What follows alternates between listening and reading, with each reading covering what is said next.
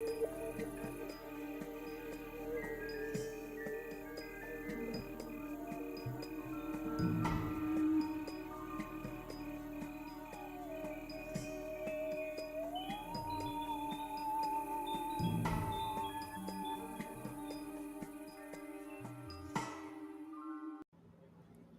we back. Episode of your podcast. Not sure exactly what episode, but we back in the building for another episode today. Got a couple things to get into, a lot of things to talk about. So, before we run it up, make sure you go to SoundCloud, Spotify, iTunes, Episode of your podcast. Follow there, subscribe there. Like I always say, for the past 5 episodes, I'm going to start putting it on there. Today is the day I'm going to put the shit on audio version only. But, you know, if you want to watch it live, we do go live. Follow us on social media. You can see when we go live. So, hey, what starts off, man? Good things. What we got? What we got? Same old. I ain't gonna lie. My good thing the same as last week. I'm getting everything in. Should be ready to go. Car detailing next week. All right, bet. If you're in the area, be on the lookout. If you need your car clean, waxed, shined up, nice and pretty, you got a date to go on. Hit my boy B Neil power washing, whatever it's called. I don't know what it be called. But anyways, I do want to address something that happened last week. The podcast did get taken down. Name of the podcast. The last verses, the finale did get taken down. We got a little bit too wild. You know, it's tripping. They gave me 3 warnings. Like, all right, but I gave you a warning. You just kept going. I forgot we was playing some Houston shit. I said, fuck it, run it back, took us down again. If you were here, you know they took us down multiple times. So, if we do end up doing the verses again, it will not be done here. It will not be done here. Because the next one's a strike.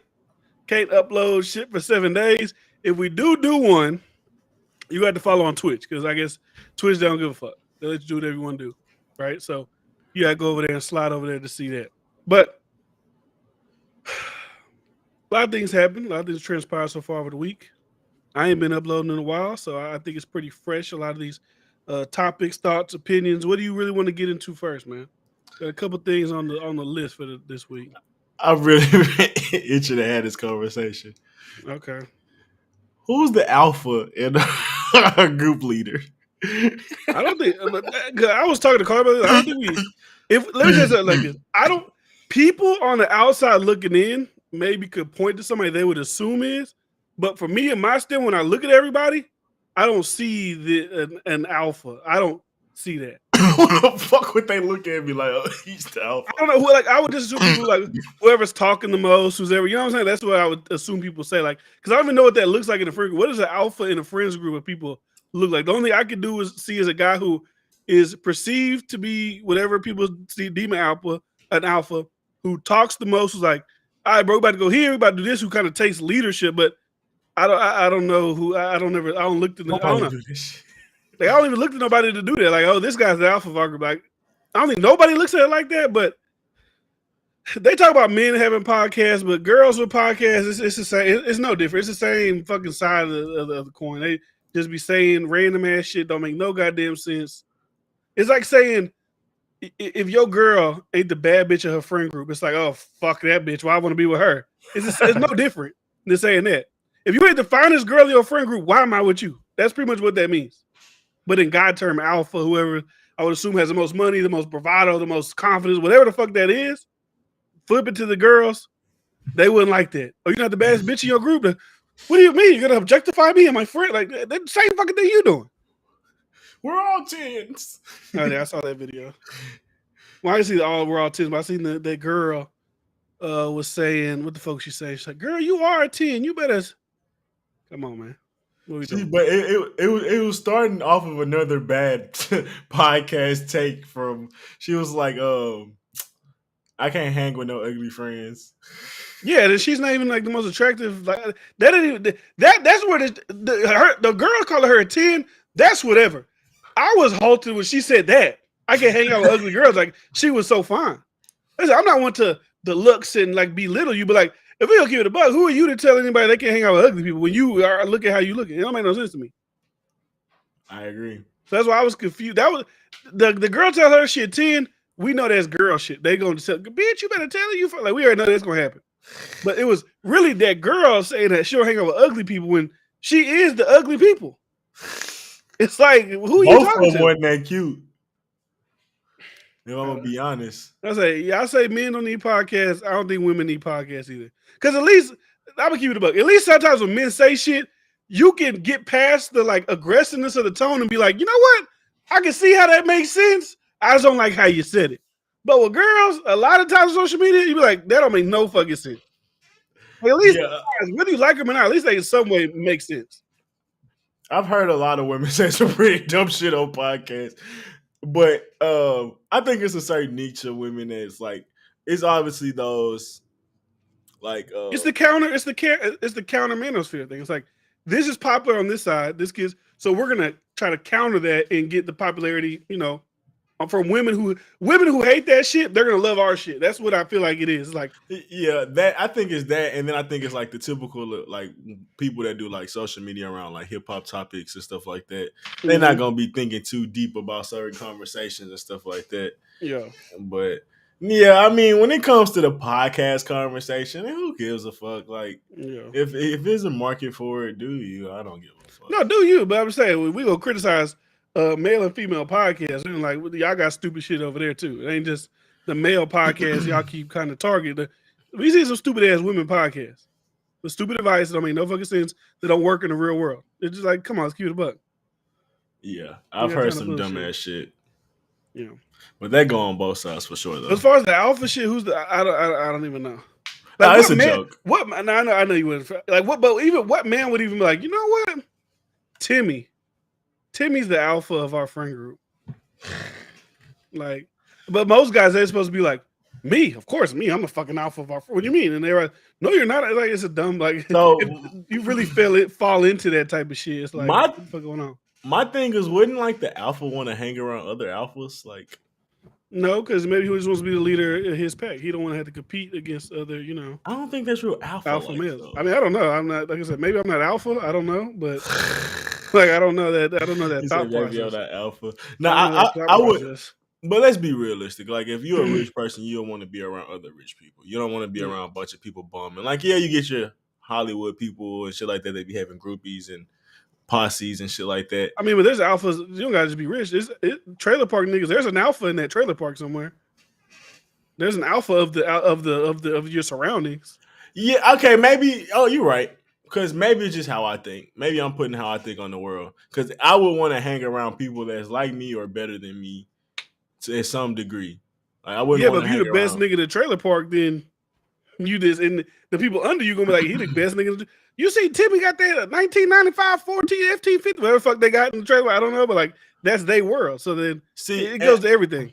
I mean, yeah, but he may be like a most popular dude, but then he could have a friend that's super smart or another friend that may be well connected. Like, that's what I'm saying. Like, you just because you may be a well-rounded alpha, you can find alphas in their own field and shit like that. Maybe they're not the coolest person in the world, but they know what they know, or they funny when they around you and shit, or they confident with the boys. Like, shit like that to me. But actually being around followers and like yes men, I don't think any alpha, like real alpha, would want that. I think a nigga pretending to be alpha would want to be surrounded by some shit like that. But any real dude trying to like, when I think of alpha, of course there's the cliche shit. But when I truly think of alpha, it's like always being your best version, always trying to get better on some like Goku shit. So you're gonna want to put yourself around at least decent people, no matter what your circumstances is. Even if you're in shitty circumstances, shout out. Showstopper in the building. The showstopper's in the building. Hey, but yeah, I mean, even if I had, like say if I'm trying to think of like a circumstance, like you poor in the hood. One, like you may be the popular dude, your people may got a little money, but like one of your dude got good work ethic. He always hustling. He always got good ideas. One dude may be great with the ladies. Like, one dude may be great in sports and you don't play sports. Like, that's what I'm saying. Like, it's so many different versions of alpha. So when we be like, oh yeah, like he the alpha of his group, I'm like, maybe you don't know his friends. But on the outside, maybe you can say that from the outside looking in. But I think, I don't think men operate like that. But women was saying that's a thing for them. Like, and I've heard women kind of move like that. I don't think all women move like that, but I've seen women move like that. But I've seen men move like that too. I used to talk shit about dudes that be in that love to be in frats and shit like that. And then they like recreate themselves. Like they was lame as fuck, or they still lame, and then they hide behind that. It's not. I don't care about the people that's cool and already felt a certain type of way with or without it. But those lame dudes used to kind of get to me. Yeah. But I mean, it's a good conversation. I mean, it's like I said, that type of, I don't know why I fuck up homeless thing, but that type of relationship shit, that whatever that on social media in today's day and age, that's what drives the conversation. Anytime, and a lot of that shit to me, I'd be feeling like, well, that was a thing that was from a podcast, but I saw some other shit that happened. I forgot what it was. Oh, it was a girl wouldn't let a dude have sex with her. He flew her out, wouldn't have sex with her, so he pulled up to the airport and he told her get out, and he said, I didn't pay for your return flight. Now, am I saying that never happens?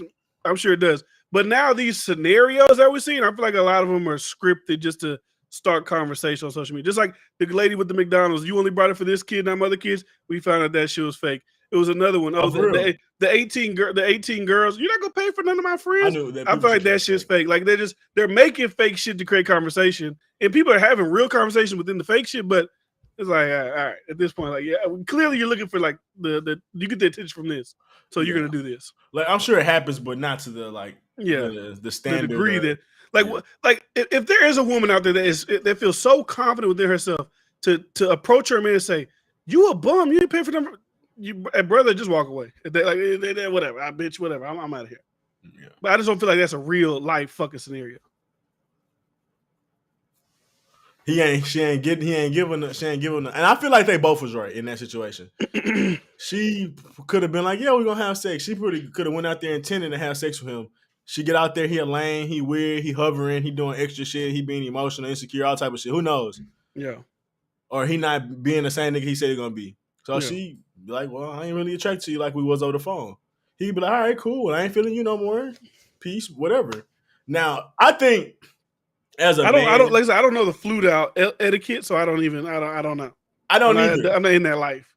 I'm not either. But as a man, if you say you're gonna pay for somebody to come there and back, I feel like you take the risk of it being a bad date, and you gotta pay what you ask for. So if you go on a date with a woman, you say you're gonna take her out, even if the date went good or bad, I think you should pay for it. I mean, especially if you said you was gonna do that in the first place. I just think that's being someone like a man of your word.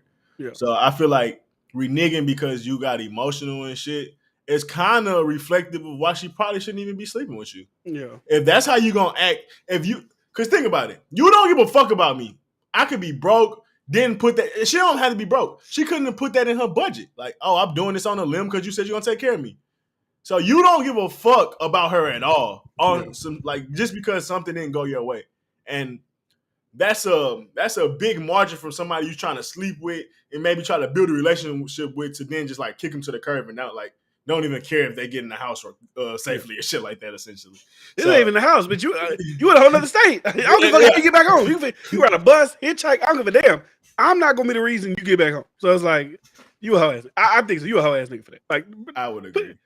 Like if I got the money, especially I'm expending the money to fly people out. Like, I mean, of course, your expectation is obviously to sleep with them. I couldn't imagine spending however much money it is for a plane ticket and not thinking that you're gonna sleep with them. You think you're gonna sleep with a girl? Niggas be taking them to organic. They take them to Cheddar's on the first date, then they're gonna sleep with them. So of course, if I take the time to fly you out, pick you up, get you either a hotel or you stay with me, all this type of shit. Of course, you're gonna expect some type of sexual relationship. If she don't give it to you, you got you a big baller, big budget. Fuck you. Fly your ass back home on Spirit. And like this thing, you can even declassify her flight. Give it a worst fucking flight. Just fly ass back home. At first, bitch, you was United first class. I cancel that. Now your ass gonna fly Spirit. Get the fuck 45. Home. You can do that. Just drop her class. I ain't got no problem with that. Just get it back home. Give her a bus ride. Fuck it. Okay, how you get it back home? But nah, put it back on the plane. Nah, that's you know what I'm saying. Put it back on the bus plane. ride's crazy. Yeah, put a girl on the bus is wild. especially when you know where most buses drop off in America. You go to a bus station in a major city, you already know what the element is outside that bus station most times. Yeah, so you know, get the girl on the Spirit Airline flight, let her get back home. Yeah. But anyways, what else we had? I'm curious too though, but you can't even get a refund for a flight, right? You just only can use it again later. Maybe fuck it. I use the United first class for myself later on. Like you can just get on Spirit. I guess that nigga petty as hell, but that's all I was wondering. But my first instinct when I saw shit like that shit fake. That's like when they're trying to create conversation again. They're trying to get likes. They're trying to get talked about. What else we got here? Sneeko, that was fake. He was doing a social experiment. He was pretty much just trying to like he did a movie or some shit earlier and he had makeup on and he posted just to show how people would celebrate him getting beat up because now he has these controversial opinions and obviously at work people's like laughing at him. Oh yes, we're glad you got beat up. That's what nigga, that's not a great experiment. Maybe you're just a shitty person. I mean, that could be people could just not fuck with you. That is definitely true. You could be an annoying. You may think it could be all these things. That is true. I'm not saying that that's not true, but his point was like, I'm speaking so much truth. I'm offending people. Look what they do to me. Yeah. Do you want to? Since we're kind of speaking on Steve, it wasn't a conversation, but my bad. Let me just go back to this. We've only talked about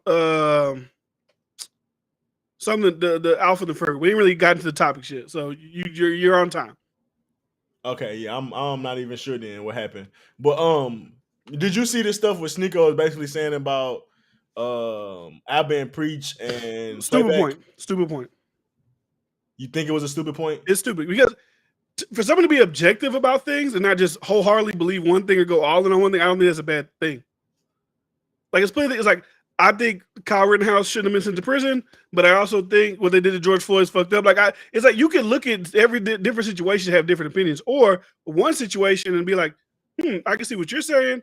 I can also see what you're saying. I don't have like a hardened opinion on that. That don't mean I'm flip flopping, but I think Playback and them made a good point when it was like, and I always say this all the time in my videos too. Being a broadcaster, if you want the viewers, if you want people to get riled up, going one way, whichever way it is, all the way is the best way. Being in the middle, like they said, it isn't sexy, it isn't sensationalized. It's like it's common sense. People don't like common sense. They want you to go hard. They want you to go hard on this, or you want you to go, hard on this way. That's how it is. So I thought that point was stupid. Now he distracted me with that Kyle Rittenhouse shit. But what was his main point? Charles, when you look at the facts of the Kyle Rittenhouse shit, like I get it. You look at the what happened after that he got attacked. Like I feel like you would maybe look at it different. But I mean, everybody, like I said, everybody got their opinion. If Charles thinks you could be under the jail, that's fine. That's your opinion. Well, how I feel with Sneeko, I feel like, how I feel with myself personally.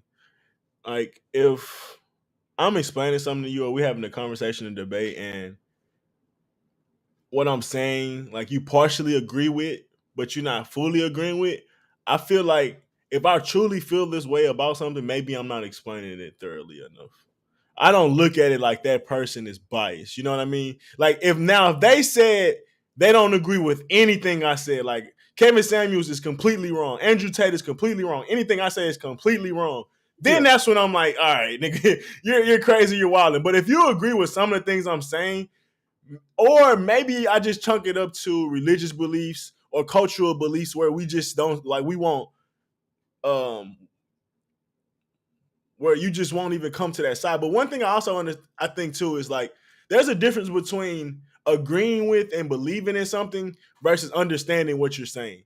And I think like you do that a lot. It's like you'll be like, I understand what you're saying. Like that makes sense. I wouldn't do that, or I don't believe I'll tell somebody to move like that. And I think that's a big difference too in having a conversation. So I think a lot of people do that as well. And I feel like Sneeko want like, and I be wanting that too. I'd be like, bro, see everything I'm saying. But at some point you have to like, if they can understand you, I think that'd be enough. Like for me. But even in his logic, and I don't really stay on him too long. But even in his logic, if you don't agree with him, you're a bot. Right, that's his thing. Like, you're like you're brainwashed, liberal media. This is that. I get that because there are a lot of people that are like that, and that's what we're gonna really dive into that logic. When we talk about the Tiger Woods shit, but it's also like, brother, if you are this, I was like, if you're hard on either side, I don't really think that makes you a free thinker.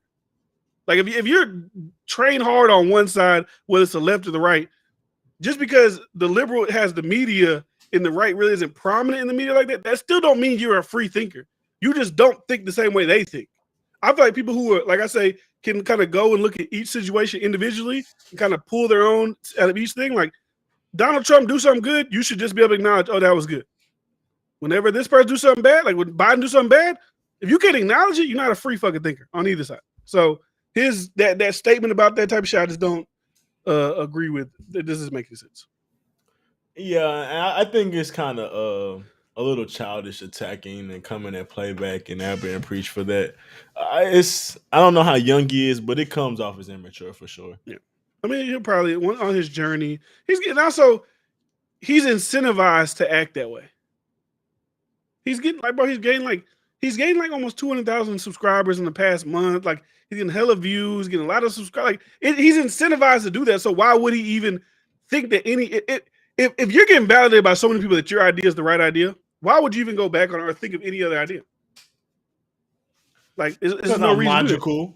But like that'd be like with me with the whole Tory Lane shit. When I said, I don't know, did he do it? If I went by what the chat said, I was like, yeah, fuck it, Meg Thee Stallion's a bitch, fuck her. She's gonna send her to jail. Like, I don't know. I don't. Maybe he did shoot her. I don't know. But people don't do that. But they're free thinkers. But whatever. So speaking of that, let's roll to the. I want to roll into the Tiger Woods shit. So, you heard of this Live Golf thing before? Mm-mm. It's a new golf league. It's like rivaling the PGA Tour because PGA Tour has pretty much been the only game in town for however long, right? Hundreds. That's all you hear about is PGA. It ain't like it's kind of like the NFL. It's like they try to make little leagues, but they never work. So it's like a monopoly on the golf. If you want to be professional, you gotta go PGA. So Live is now kind of to try to look just a little bit uproot that to give players an option of where to go. So you would think that wouldn't be a bad thing, right? Like, why are they so mad about the Live Golf thing? Every golfer that's been brought over there has been attacked because it went over there. You know why? Because it's funded by. You can't do both? No, because the PGA will suspend you because they're That's funded. Gay. Let me tell you why. Because they're funded by Saudi Arabia, and I guess Saudi Arabia, they're past crimes against humanity, they're evil, they're this, they're that, and there's been top players from PGA going over there getting hundreds of millions of dollars. Like not even $100 million like to win the thing, just like hundreds of million dollars to come over. Like here. And Tiger Woods is one of the golfers they tried to get over. They offered Tiger Woods $800 million. He said, no. I'm loyal to the PGA. I don't like the business dealings that Saudi Arabia has done. To me, that had me with aren't you signing Nike? What do you say? You're mad at Saudi, but you cool with China and Nike? I don't get it.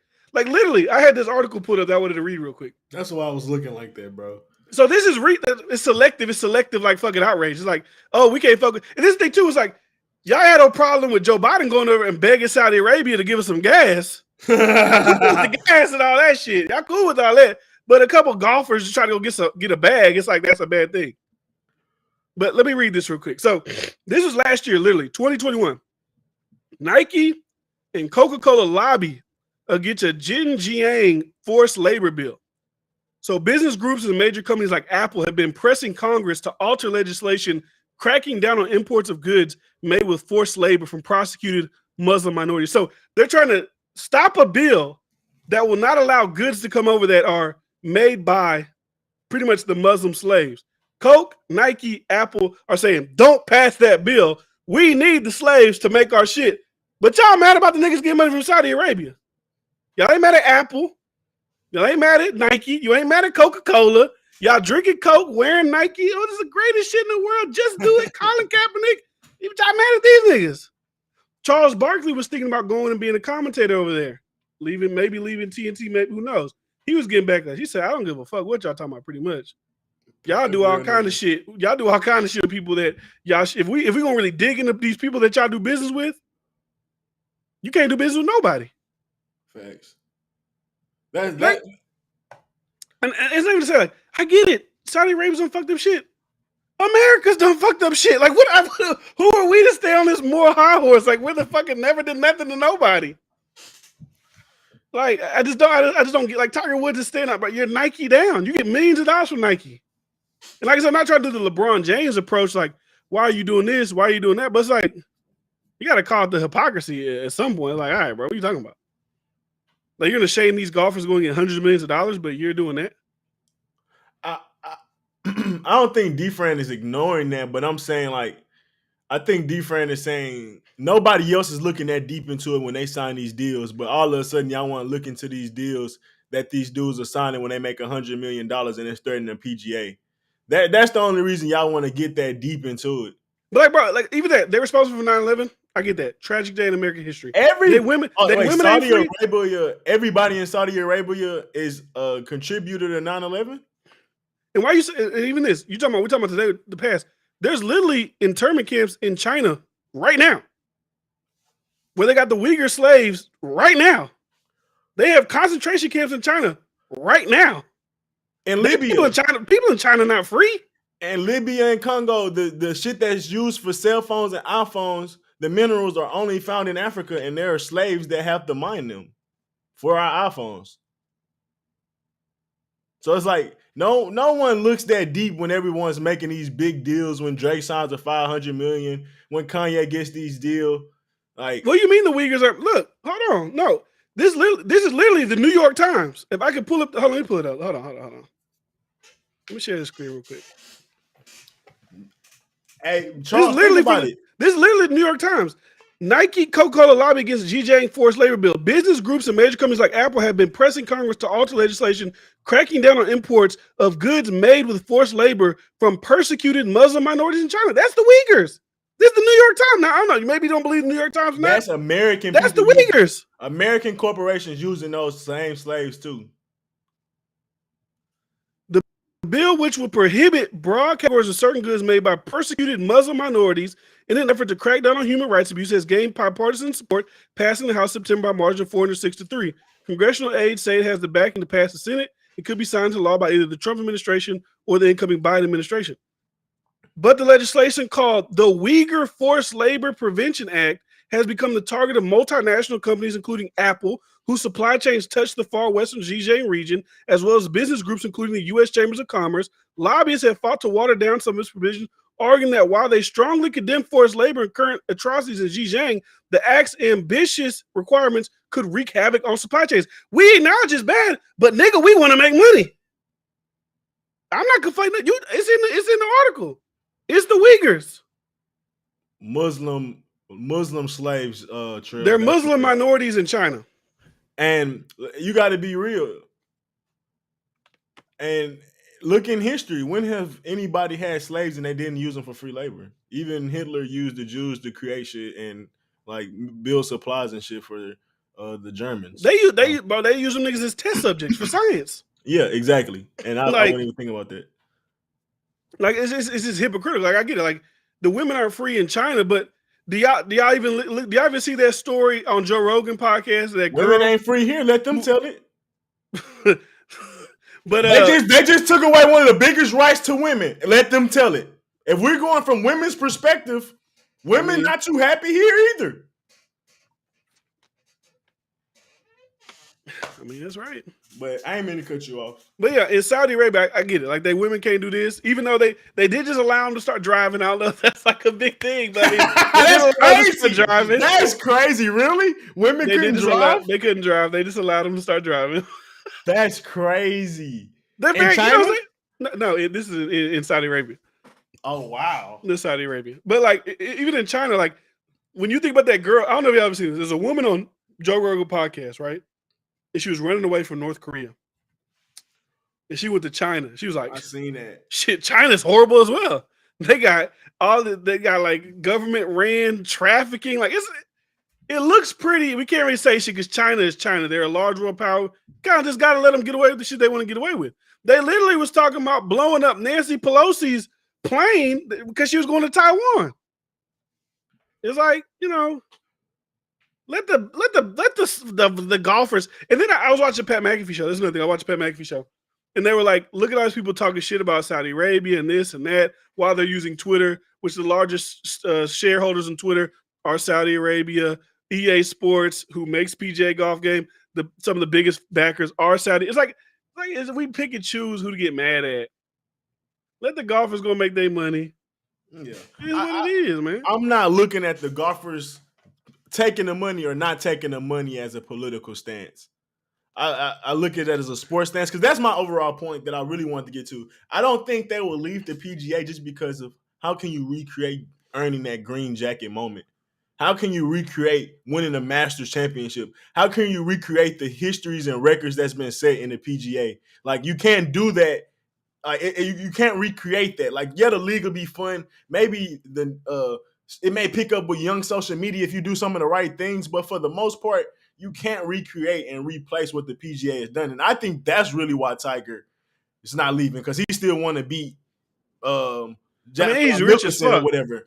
But yeah, he's rich as fuck, but he still had goals in PGA. Like, he's been doubted. Like, he's been told he can't make any more win any more Masters. He already won one recently. That's why I But said, fuck that green jacket. You got enough green jackets, big dog. Fuck that green jacket.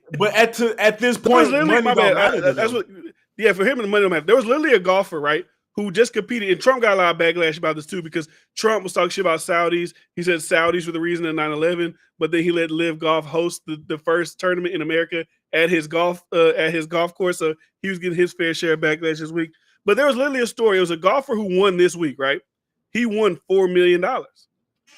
He's won championships, or not championship, but he's won matches in PGA through his entire career. I think it was like a 15-year career.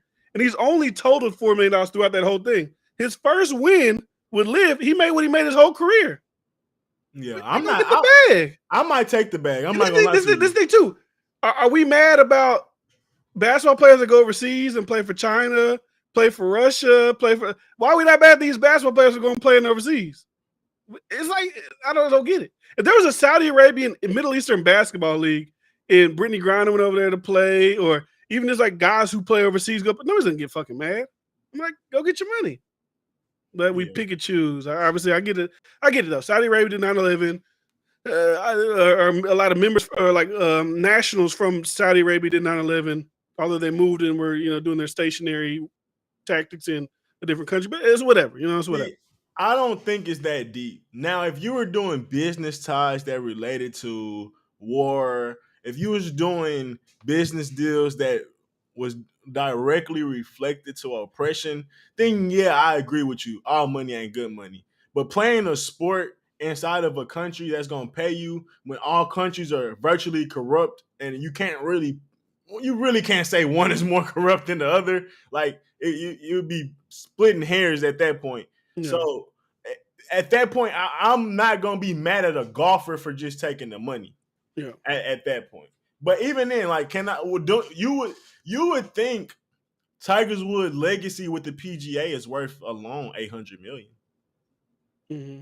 Like, I'm pretty sure he's already worth that, but even then, I'm sure Phil Mickelson got a lot of shit. Phil Mickelson went to Live. He left PGA, went to Live, but he got $300 million.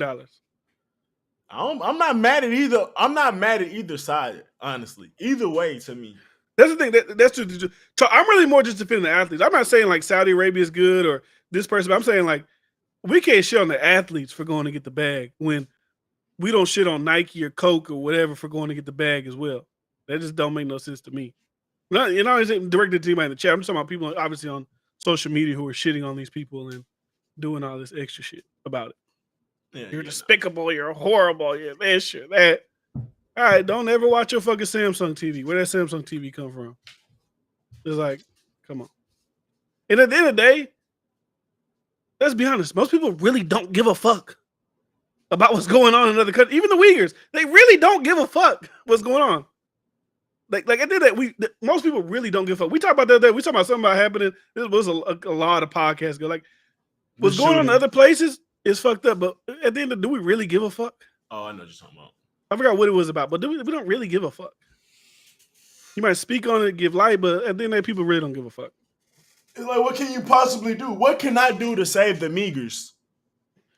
God damn it. What can I do to free people that's enslaved? There's nothing I could do besides speak on it, but like, when you think about, so let's say this, bro. Say, I am going to fight to go free these people. You fighting against China. You fighting against Apple. You fighting against Nike. Like, say you going to do it in a good judicial way and you're not even going to fight in a war, right? You're not even going to fight like a physical fight. You trying to do it judicially, right? Yeah. They're going to outfund you. They're going to outlawry you. So it's like, what could you possibly do? They want niggas to be. You remember? I don't know. I think Captain America 1, when he saw all the fucked up shit was going on, he went back home, built the real super suit, and flew his ass back over there, started fucking all that shit up. That's what they want niggas to do. Y'all want me to go home, build a super suit, fly into Libya. I mean, I can be honest. Saudi Arabia is fucking up Libya. That is true, but it was with the help or turned a blind eye by the American government. Let's keep it about. That's why Libya is so fucked up. They was turning a blind eye, letting them fuck that shit up, letting them cause famines, letting them cause all that type of shit over there. But don't make call that shit out. Come on. Yeah, Tiger a billionaire. I know I wasn't tripping. I knew he had bread. So no, he's bread. Yeah, he's taking another 800 million would make him almost 2 billion. But at this point, bro, who gives a fuck? Man, nah. If I got $1 billion and the nigga offer me 800 million, I'm gonna take the 800 million. He physically has $1 billion, but his worth is phenomenal. Like LeBron, no, he doesn't physically have $1 billion. He's come on. He's accumulated that throughout his career. That's what I'm saying. But even then, he's worth more than that. Like LeBron, he's a billionaire. He's worth more than $1 billion. That's just his assets and his direct brand. But think about how much money the NBA make off of him. They make hundreds of millions of dollars a year off LeBron James. Probably 300 plus million off just LeBron alone. Think about ESPN. Think about all the people that talk about LeBron constantly. They make billions off of this nigga's name. That's so when you talk about how much niggas worth, 800 million. Oh, my bad. That's what I was getting. My bad. I was getting mixed up. Yemen it was Yemen, not Libya. I mean, maybe they fucking up Libya too, but it was Yemen that they was fucking up because they was like cutting off the shipping routes, and they was like, I remember that shit. It was Yemen, not Libya. I mean, they fucked up Libya too, but whatever. Well, yeah, when you think about that, them boys is heavily breaded.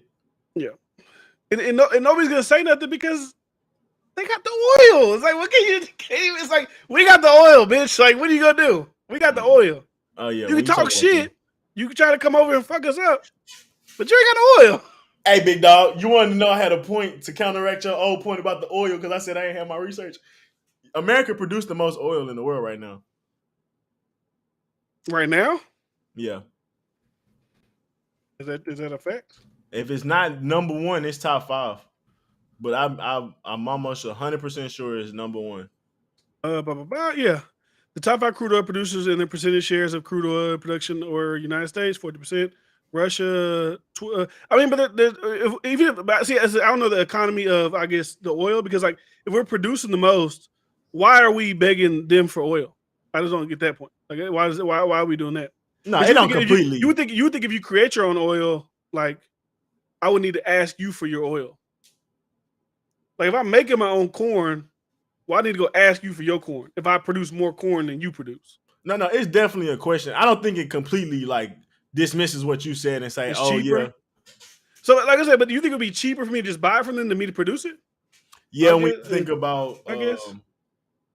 And I mean, why use your resources and stuff like that? Like, yeah. I get a bunch of that, but that's all I was saying. We was arguing about prices and why shit high. I was watching a documentary about Africa, now because it was about Saudi Arabia too, and how Saudi Arabia was able to like use their resources to become one of the most wealthiest families. I think they're saying the entire Saudi royal family is worth like $2 trillion. There's like Africa hasn't been able to really tap into their resources. If Africa was able to tap into their resources, they would be the most wealthiest continent, like in the world. Wouldn't even be close. Like if they were able to tap in and own their resources, like the Saudi government and all of them are able to own their oil, Africa will be the most wealthy continent in the world. Yeah, I mean that's why they killed Gaddafi and so many other people that's been trying to do the damn thing over there, but. Yeah, they're getting killed by Asia. Trey, you be saying some bullshit, but you be paying attention. China's infiltrating that shit. China's taking away the shit. This is what China does. China gives you money, and then when you can't pay it back, they take over your shit. That's what they do. They kind of give you, oh yeah, you want to build a dock for $100 million? Here. Oh, you can't pay it back? Well, we'll just take over that. They just slowly, But they pimping, China pimping out everybody. They pimped out America. You know how much money we owe them? They go, we are a bitch that's gonna get pimp slapped anytime they get mad at us. Because what can we say to them? I mean, besides our army, but I don't think we want to go to war with China that produce all our shit. They are already complaining about iPhones. Yeah. But I mean, that's really the Tiger Woods live off. Because it just keeps coming up. Like new things keep popping up. Like I think Charles Barkley was like a week and a half ago, and he was getting a little backlash. And then the guy who runs Live Golf said, "We offer Tiger $700 million." Whoa, that's a lot of money. But That could be capping too. Speaking of money, I don't think so. Them Saudis, they would love to bring Tiger. They don't give a damn. I see this. I watch these Saudi, like the life of a Saudi royal family member, whatever. Them niggas don't give a fuck about money. I see, dude, he got a gold-plated Rolls Royce, $10 million, gold-plated Aston Martin, 12. They don't give a damn about money. They could buy like 3 football teams or basketball teams. But they can buy everything. They can own everything. I'm just saying, with Tiger Woods, that what they was offering Tiger Woods, they could. Football teams are more expensive now. They worth billions of dollars. They just sold the Broncos to the dude who's like the heir to Walmart for $4.5 billion. Let me see. I'm just about to look up the cheapest NFL team. Shit, probably the Browns. Nah, they got legacy. They dog shit though. Cincinnati Bengals, the cheapest franchise, $2 billion. Come on, Charles. Let's put it on the Bengals, man. I know you got it. Come on. I know you got it, man. I ain't know that. Let's put it on the Bengals, big dog. I know you got it. Back in the day, they used to pay them hoes for like $300 million. Yeah, for sure. I think Mark Cuban bought the Mavericks for like $400 million, something like that, $300 million. Them niggas made crazy money off that flip. But yeah. Anyway, speaking of football, we can get into if we want to get into football shit. What's up? What's you seen the Deshaun Watson got his suspension? Oh yeah. 6 games. What do you think about that? I'm up, nigga. What you talking about? What do you think about that? Hey, Warder was doing. I don't know what Warder was doing on Twitter. He was doing some nasty shit with some girl surviving something. I popped in. There was a couple of viewers in there. He want to call me out. Nigga, just start talking. I want to see what the fuck y'all talking about in here. But anyways, how I feel about it, I don't know enough to actually have a solid opinion, but apparently the judge feel like he should have got more time than what they give him, but apparently from the league rules and what she can give him, she only could give him 6 months. 6 games. Well, yeah, 6 games, my bad. To me, people was getting mad and trying to compare him to like Josh Gordon, which is a repeated offender. Like they was trying to compare the time to him. I'm like, well, he offended like 4 or 5 different times, so that's why that accumulated to that much. Then the other dude that got Josh Gordon, because they was comparing his time. The other dude got caught with gambling for a year, which I understand that. Like that's kind of crazy if you don't give him a year. But it's like, I think that's crazy because like it isn't like, and I could be wrong about this, but I think he bet on that himself. Like, so it's not like I'm like, it ain't like when the players like, I'm gonna bet against and I'm gonna make us lose. I'm betting we gonna win. Why I can't do that? I think it's more just indicative of like they trying to set an example. Like they don't want any type. You don't do no gambling. I mean, I get it, but because then people start doing the we're gonna lose and I overthrow him for the last touchdown. Like I get it. Yeah, and there's some $100 million. There's some big money in there. Yeah, there's some real big money in that type of shit. So, my last point is more of about if he didn't get criminally charged, I understand how he affected the brand of the NFL. He affected the brand by the decisions he made, whether it was intentional or unintentional, whatever he was doing. Yeah. Even if it wasn't illegal, the fact that you drew this much heat, I can understand you getting suspended for that. So for that alone, him only getting suspended for 6 months and still getting a guaranteed contract, it's like a slap on the wrist. And I think it's fine if he didn't do the shit. Yeah. But even if he had 200 fucking what's the names in, some of them was a little freaky that he paid and they was fine with it, and some of them wasn't. The fact that they got out, even if it was legal.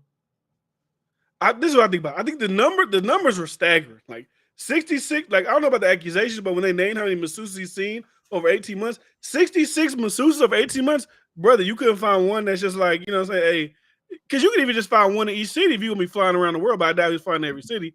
That looks a little crazy. Well, what was he doing? Exactly. Well, when you think about that, as an athlete getting 66 masseuses is not that crazy. If he getting a massage, he ain't got not one that's good. But I mean, if that's not a must though. I don't think you're crazy. 50 different barbers. But I think a masseuse is a little different. If you're an athlete and you get that person will do my body right after a workout, I would assume you would find that person that get your body right. So my context to clarify what I'm trying to say, because I didn't finish. I'm saying is if he was going to different cities and states when traveling and getting masseuses during the season and stuff like that. I can see, I understand what difference saying. I'm not disagreeing with that. But I can see how he could just call somebody or he have an assistant that just, hey, like, give me a masseuse. I don't care. I can see that happening. And each city, you travel, whatever, you may get 2 or 3 a city. I can understand that maybe. Is it crazy? Maybe, maybe not. Honestly, I really don't think it's that crazy. Should he find just one? Yeah, if it was the same city, if all 66 was in the same city, I think that's crazy. But if they were spread out across the country, they're just doing football season, I don't know. I don't think it is as crazy. But well, you had another question besides that? No, I was reading. I was trying to see what did he do. Well, they said he started asking for sexual favors and shit like that. Or he implied sexual favors and stuff like that. So in 2 of the cases where I'm reading this, Watson was said in both cases to have pressured women to perform oral sex during massages and was accused in one of them of also having grabbed a woman's butt and vagina. The civil suits allege that Watson engaged in a pattern of lewd behavior with women hired to provide personal services, coercing them to touch him in a sexual manner, exposing himself to women he'd hired for massages, or moving his body in ways to force them to touch his penis. Oh yeah, we talk about this weird shit, right? I get it. He's a fucking weirdo. If that happened, he's a weirdo. He's a fucking weirdo. So let me be devil's advocate to him. The NFL versus Deshaun Watson. The lady that gave him 6 months basically was an old judge. She said, bring me your evidence, NFL, on what you have. Vice versa, give me your evidence, Deshaun Watson, on what you have. They brought 4 victims' cases up to that lady for her to judge the 6 months. I know she said she would have gave him a year, but let's be real. If he would have did any of the shit that they're saying, he would have been suspended indefinitely. It wouldn't even be up for question that it's a year. So when they brought him 4, that kind of, why did they only bring up 4? That's big to me because we know that people get, once they find out some shit, oh, this is a certain thing. A lot of people lying. A lot of people may not even got him, may not even gave him a masseuse. So 66 is probably more like 40, maybe even 30. Because we've seen this happen. A lot of people start jumping on the bandwagon of saying, to be fair, out of the 66, only 24 actually said something. So that's kind of to my point? Yeah, I would assume if the other 40... if the other 42 didn't say nothing, then maybe for those 42 he was just getting a massage, and the other 24 he was possibly doing whatever. Yeah, and so to me, why didn't they bring up half of that 24? Why didn't they bring up all of the 24? Why would he only be up for suspension from anywhere to 6 months to a year? Because no one's saying he should be suspended for 2 years, or no one's saying he should be suspended indefinitely. It's a year. So if he really did what they're saying, that don't even make sense to me. Those are my arguments to him or for him. So you bring up 4 people, and that's not enough to get him out the league. If that wasn't enough, why not bring 5? Why not bring 6? Why not bring the whole 24? Because at some point, she got to be like, nah, that's crazy. But obviously, they didn't have enough evidence because no way in hell he gets, because this is not the first investigation, by the way. He had very thorough investigations go on before he even got a guaranteed contract. 2 or 3 different times. Niggas roasting your ass. Niggas said argument's weak. How is it a weak argument when the nigga got a guaranteed contract and only got suspended for 6 months and they're not finding him? What are you talking about? Be realistic. They did an investigation when this shit was going on. Well, a little bit after the shit was going on. They did an investigation when he was going to get signed, because the Browns had to do an investigation and be like, do we really want to sign this nigga? So the Browns had to do it. And the NFL had to re-go over all their shit before they gave him a guaranteed contract. He's the first nigga to get a guaranteed contract. Like, y'all not understanding the significance of that. That maybe y'all don't know the NFL. Nigga got the biggest contract of all time, and it was guaranteed fully. After having some shit that got 66 people, that don't make sense. The NFL wouldn't do that. Not after all the Ray Rice shit, not after the Kaepernick shit. They know the NFL being watched too much. They tired of their views being fucked with. They just want to play football at that point. So I don't think the NFL care that much about Deshaun Watson and be like, we're going to call you and then still pay you that much. And then only suspend you for 6 months. And when you really being real, the 6 months is about how you brought defamation to the brand and the shield of the NFL, not about anything that we feel like you did. That's really what the 6 months is about. Okay, let me ask this question. And media. And so media could get off our dick. Okay. If I'm being honest. Let me ask the question. So Charles said because he didn't force the women, it's not criminal, but it's still nasty. So let me ask you a question. Is nasty behavior punished? What's punishable? Like, because Louis C.K., they threw him into the Me Too shit. He was doing weird shit. He was jerking off with the women in front of him, which is some weird shit. But like, is he, what is he should be castigated from society, never be able to perform? I mean, he's doing good now. He's like, nobody gives a fuck anymore. But like, I don't know. Like I said, I wouldn't do no shit like that. I think that is nasty behavior. For no shit like that? For trying to like flick your dingling on people? You public indecency and sex, there's got to be some type of charge. I mean, it's assault. They just sued him though. I don't think they tried to go criminal with it. It's assault. So that's probably some bullshit. When they go directly financial, bro, I always question it. I'm sorry. Maybe I'm wrong. Maybe that's their right to go for the money. Maybe they don't give a fuck about the criminal shit. Maybe that's how people feel. But when you go directly nobody's asking the fucking right questions. Nobody like I said, everybody got conspiracies for Bill Cosby. Like I said, I don't really have conspiracies for these people, but I really hear nobody talk about it. Why ain't nobody talking about it? As soon as he want to leave the Texans, shit start coming out the woodwork. It's like nobody talks about that anymore. Oh yeah, they don't know that. They don't know the history of how the he say I want to leave the Texans, and Houston's top lawyer who says who and I've read the articles of him. I don't know nothing about the Texans. I don't even watch. Nigga, you live in Houston. Like stop lying. He's best friend with the owner. Well, I don't think he's best friends with him, but they live in the same neighborhood. They're rich. They be around the same people. He literally put up 10 billboards all over Houston saying Texans draft Johnny Manziel. That was 2014. Don't act like you don't know shit about football at Texans when you like that. That looks sketchy to me. Blake talked about it. He's saying that the owner or GM is connected with that dude. Well, I don't know. I'm just going about him dispelling. He said he don't know these people. I mean, obviously he capping. You know. But and then he was taking a lot of the high profile cases, similar shit that we see in the movies, like, hey, we're gonna convict this dude, use him as a launching point for our career. We're gonna set an example, just how that lady's doing in Atlanta, whether it's justified or not. I didn't say they never talked about it. I said, why are people still not talking about it? That's what I said. Yeah. Obviously, when it first happened, people was like, whoa, the Texans, like, I'm not an idiot. Why are they still not talking about it? Why is that not being looked into a little bit? Because does that not seem convenient?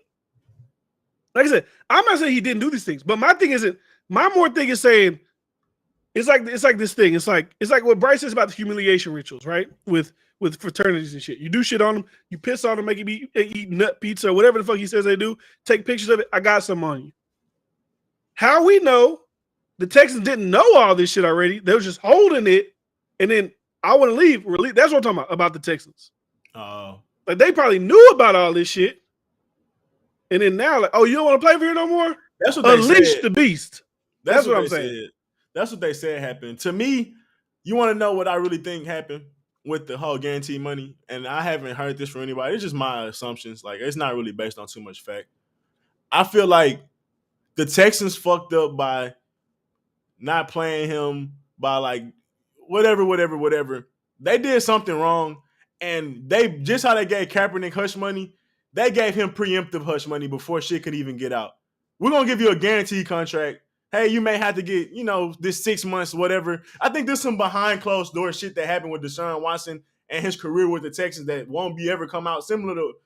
Well, the Browns gave the money, not the Texans. I know that, but the NFL signs off on a guaranteed contract, like point blank, period. I feel like that's a deal made by the Texans. Like, we're going to get you out of the Houston. We're going to make things right. We're going to give you a guaranteed contract. Don't speak on whatever happened here in Houston, Texas. We can't, whatever, even if he did do it, maybe he did do it. Whatever the fuck happened here can't get out. But I don't think if he did it, they'll just crash him and burn him. They'll say he's crazy. They'll say he's lying. They were outlawing him. I feel like if he really had did it, they wouldn't be trying to like protect him. And even if he did know some shit, you know what I mean? I feel like they'll go the route of like, what does he fucking know? He's lying. What proof does he have? They're going to cover the shit up. I think that's the approach they would do. But I feel like he really didn't have shit going on. And NFL was like, hey, let's get in front of this. Who has no leverage or choice? The Browns can say we don't want Deshaun Watson. They didn't have to sign him. They didn't have to do like the Browns aren't complicit in whatever conspiracy we're talking about is cooked up with the Texans and Deshaun Watson. I don't think it's a conspiracy with the Texans and Deshaun Watson. I think it's the NFL saying we're going to get you somewhere and make it right. Maybe he didn't pick the Browns. Maybe Browns were just one of the teams that could sign him. But they was like, hey, we're going to also get you this deal, though. I'm more focused on the deal. Where he landed, that could have just been NFL business. The Cleveland could have been over Baker Mayfield, and they got the money to sign him. That could have been natural. But the money he got signed and how big that was and the fact that it was guaranteed, I feel like that came directly down from the NFL. Because we never seen that before. And we didn't see this happen with the perfect model citizen or NFL player. It didn't happen with Peyton Manning. It didn't happen with Tom Brady. You would think Patrick Mahomes would be the fully guaranteed guy. And Deshaun Watson was like that before this shit happened, but after all of that shit happened, he gets that. But not even that. Deshaun Watson was good, but he ain't take you to Super Bowls and shit like that yet. He get you to the playoffs. Though you can say Texas squad ain't as good as the Chiefs. Maybe if he was playing for the Chiefs, he would have whatever. But like Patrick Mahomes actually has won Super Bowls, took y'all to Super Bowls, and he got $500 million. He can't really complain, but his shit ain't fully guaranteed. Yeah, you know. But this thing too, people talk shit about the Browns, the NFL, whatever.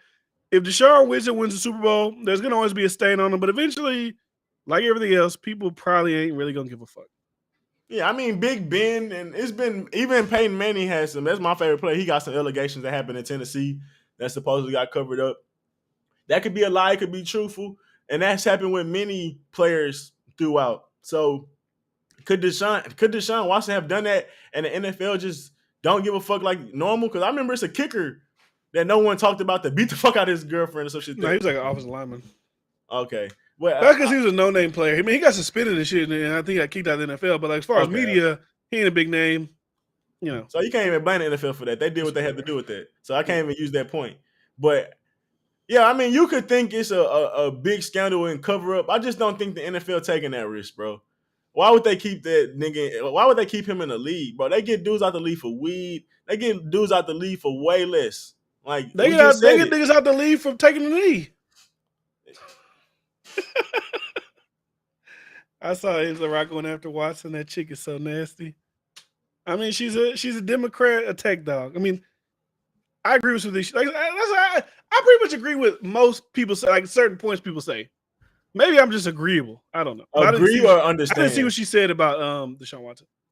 I mean, there might be some things like she has like some points like how to make the black community better that I would probably agree with. But there's other points like when you just jump out the window and just. I clearly see you're going with whatever the narrative is. Like, I don't agree with that type of shit. Yeah, I would say that. I don't know. I don't know what she said about Deshaun Watson, though. I don't know shit about Deshaun Watson. I think that would be true for most people. Like, no one's that disagreeable by like the most of the things that come out of their mouth. You just don't like. But you would think that is by that's how social media just run. Like, most people on social media are one sided. Yeah, it's only this, or it's only that. When you get them people in a room and you sit them down, those things start to change very quickly. I was seeing people who was I watching? They was talking about Deshaun Watson. They was like, I don't see y'all talking shit about what's going on with the Redskins. I think got a whole bunch of sexual harassment shit going on with the Redskins. For real. Something like that. They're doing owners and they're doing meetings and they got covering emails and all kind of shit. I mean, we're seeing it. Misconduct, all kind of shit. Robert Kraft done it. We had a dude on the Robert Kraft got jerked off by a girl trafficked in from Asia, hopped on the PJ, flew to the AFC Championship game. He got in trouble. Oh, did he get in trouble? He got suspended for like the NFL games. Okay. Yeah, he got suspended. I mean, I'm an owner. I got suspended. I can't go to fucking. It's a fuck. That's like is that a punishment? Really? That's like crazy. the guy from the Dolphins. He got. They lost their first round draft pick. They lost their third round draft pick. And he got suspended for 5 games for trying to talk to Tom Brady during the season to come to the Dolphins. Oh, you suspended the billionaire owner. Oh, fuck it. I'm going to go take my yacht to Capri, Italy for the next fucking 3 months. I don't give a fuck. And tell all my friends how I got suspended from the fucking league. I'm such a rebel. Like, but I'm going to come back and still be a billionaire. I don't give a damn. They're going to tell all their friends that story. Yeah, I'm out the league. They suspended me, man. You know, I was talking to Tom. I had to try to get him up. They're going to tell the whole thing. You got to try to get Tom Brady. Like, they probably like, bro, I understand, bro. If I was you, I'd try to get that nigga too. Like, I get it. Like, if Patrick Mahomes is coming up for a thing, wouldn't you want to take Patrick Mahomes to dinner after the game? Even if he whooped y'all ass? Patrick, let me show you around Miami, big dog. Let me show you what's going on. You know, you'd want to take Patrick Mahomes out. How's the family? Hey, I see you. You just had a beautiful wedding. I seen you and your wife. Your brother, he do all the little TikTok shit. Bring him on down to Miami. We love it. Like, come on. Kansas get cold up there, don't it? Who gives a fuck about Kansas City? You want some chips up there, man? Come out here. You know you miss Tyreek. Don't you see how we treat Dwayne Wade? Like, he's the man of Miami. Don't you want to be like D Wade? Like, you want to be the fucking man of Miami, right? Miami Vice. Tom different. His wife made money. He ain't been sticking niggas up like he should. But a lot of that's how LeBron could probably be making like $50-60 million a year. But they be doing them older players. They got money. They do a little contract here, re-up this. They just they just coasting. They still be trying to win chips too, though. Yeah. You can't get all that money. Speaking of basketball, let's get to this real quick. Rest in peace, the legend Bill Russell. Rest in peace, 88 years old. What a great life. 11 championships, 5 MVPs. What a great life. What a great legacy. Black activist. He was at the table with Muhammad, with Kareem. Come on. Black legend. 88 years of excellence. Now, like I said, I don't know what American legend. Nigga, I don't want to put that on his name. Let's give him a good memorial. I was like, you say that. Well, I don't know what it. Maybe y'all niggas start pushing out the woodworks. We start coming forward with shit. Was he perfect? Was he perfect? No, probably not. It was the 60s, Alex. I don't know. It was the 60s. Niggas was wild. They were doing coke at halftime. What do we expect? What he was doing. The fact that they tried. But even Martin Luther King said he had flaws. I mean, but you got to think about them numbers. That's like I said, I don't know who he was playing against. Like I said, I'm not even a big NBA buff. I ain't gonna be sitting here and be like, oh my god, who he was playing? I don't know who he was playing with. But 11 championships, 5 MVPs. That's I mean, every time he played against Wilt, he won. Hey. Now, a lot of people try to shit on that league. That motherfucker was athletic as hell. Obviously, the fact that we still talking about him to this day, like, you know how many other people that was... I don't know any other dudes that was on his team when they won them 11 rings. I don't know nobody else's name but him. Like, when people talk up, nobody bring that up with Babe Ruth. Nobody bring that up with all these other people. Roger Staubach or whatever old-ass quarterback for the Packers they had that they always bring him up. Yeah, like, so it's... Let the man legacy be great. I maybe not put him in my top 10, but let's not shit on him, man, because you want to say he played with plumbers and shit. That's, I ain't gonna lie. What's his name? Who was his name? Jerry. What's his name? The logo. Who's the logo? What's his name? Jerry West. Yeah, Jerry West. Oh, he shit on JJ Reddy. He said, "Who the fuck you the is plumber? He? What has he done? What has he contributed to a team? Like he's like, what the fuck is he? And he can say that because he's Jerry West. Like you might think the people around us sucked or whatever, but bitch, in my time, I was that guy. White ass. I was the guy. You was never the guy. I was the guy. And that's coming from another white dude. He like, I would have bust your white ass. Now, obviously, if we did transplant JJ Reddy back then, he probably would have been busting the ass with a 3. Like, I ain't a big basketball guy, so maybe he wouldn't have. Defense. There would have been no, what the fuck they say, hand check, whatever the fuck they say they were doing back in the day. Maybe he wouldn't have got it off. But, different eras, man. Like I said, the recipes to, what's the name? Bill Russell. 11 championships, 5 MVPs, a legend. What is it? What else we got? What else we got? Let me see. We got some other shit we just want to talk about. I'll get into the Drake Kendrick shit later. I see you Ward have you had a little thing about that. Let's talk about the Lotto winner. A lot of people are mad about that. I'm seeing on social media. People like talking shit about that. He got taxed down to $400 million. That shit crazy. But like at the end of the day, like come on, like you ain't have shit. They got 400. I would have took 100 if I'd have won $1 billion and I got down to 100 million. I wouldn't have gave a fuck. I'd be like, salute. That's crazy. That's America. No, I understand. I'd have took it too. I'd have been happy as hell. But that's crazy. Gotta talk about the strike. Who's on strike? Oh, the strike. I talked about that in the beginning. It wasn't. I thought it was a strike. It wasn't a strike. They took it down. Y'all was here last time. We was getting a little too rowdy, a little too many drinks, a little bit too much of that Bel Air rosé. playing the music. They took us down. We said, fuck that. Let's chill. They brought us back up. Fuck it. Play the music again. They took it down again. Third time, they took that bitch down. Gave me an email. You have been community guidelines. If you do something like this again, we're going to block your channel for 7 days. I said, no more verses on this goddamn channel. Next, if we do the dead people verses, y'all niggas better make a Twitch. Because that's the only place y'all gonna get the next verses. Make a Twitch. Follow D-Friend Show on Twitch. Not right now, because you watching. Later on, go follow D-Friend Show. Look it up on Twitch. If we do a versus, it'll be over on Twitch.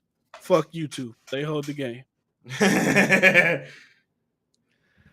She said you was wild. It was a good time. We was having fun, it was a great time. But before we get into the text thing, did y'all talk about Jada Youngin? No, that's not really my. It's not really my thing. Like, I mean, I guess it's a music thing, but it's not really my thing. And he's a young guy who was coming up. He wasn't even a big rapper. You knew him, but he wasn't like, I feel like, honestly, like I said, I'm not a big Jada Youngin fan. I think he's only famous like that because he looked like the evil version of the guy from Power. Like, that's why I feel like he was famous. But it's tragic that he got gunned down by 5 gunmen in his hometown, and they shot him and his dad, and he died. That's tragic, obviously. But as far as me like caring to like do a whole opinion, I don't really have an opinion on it. Did they rob him or they just beat I think it was just like you from the hood, fuck you, you on the other side. We know you in the city. Let's run down. And his dad in broad daylight. His dad ain't dead. His dad just got shot. Which is it's all just it feels like it's a cycle. Like it's like tragic shit. These rappers who are like they're famous, they hood. I use the fame word loosely, like famous, but hood they're famous. known. They get a little bit of money, then they get killed in their hometown. It feels like a cycle that just keeps on, either dead or in jail. I got a trade-off for you. Hold on. Did you hear that Beyonce? No, I ain't listened to Beyonce album. Me either. I didn't listen to it either. I do want to talk about something from that. Because I mean, it's the same thing with Lizzo. They throw that word spaz in the song. She's like, I was spazzing out. And they're like, oh, take it out, take it down. It's like, can we stop doing that shit? Like, I get it. Like, I was talking to this guy about it at work today. Like, I was like, we were talking about the Beyonce. I was like, I get it. But I was like, do I really get it? Or do I feel like I have to get it because it feels like that's supposed to be the right thing to do? That's stupid. I'm missing it. I don't get it. She's spaz like it's supposed to be an ableist term. So like, there's people who have spasms and they feel like that's like a slur to them. It's like you can't say spaz. So people don't understand context. Lizzo had spaz in the song. She got backlash. She took it out, changed the whole lyric. Beyonce had a song. She got a little back. And this thing with this backlash shit. There's more people talking shit about them taking it out than people being mad that they said it. So it's not even really backlash. It ain't like with Gucci had the little boy with the black, whatever the fuck, a noose or whatever. It ain't even like that. It's more like some people say it, they don't want to offend nobody, and they like, okay, let me take it out of the song. That's weird. Like we've been saying spaz for years before that's ever been a correlation. That don't make no sense. Yeah. It was like, I got a back spasm. Oh, he's spazzing. Like if a dude start rapping on a freestyle, like, damn, he's spazzing. Shit. Like, I'm not talking shit about you. Come on, like, what we doing? Who's ever said that to somebody spazzing? Like a person who actually has a disability, like, dude, what a spaz. Like, come on, I don't know. It's the world we live in today, man. Everybody, Monica Lewinsky came out. She said something. You know who Monica Lewinsky is, right? Yeah, you was sucking on Bill Clinton. Yeah. She said, well, shit, Beyonce taking shit out. How you had that Monica Lewinsky line in Partition, I need you to take that shit out too. Don't use my name as a dick sucking fucking, synonymous with dick sucking. I don't want my name in that song either. That would make more sense to me. Because, like, you using my name, I was sucking this dick. But hold on. Don't clip that. Don't clip that. Use that as a thing. That shit was crazy.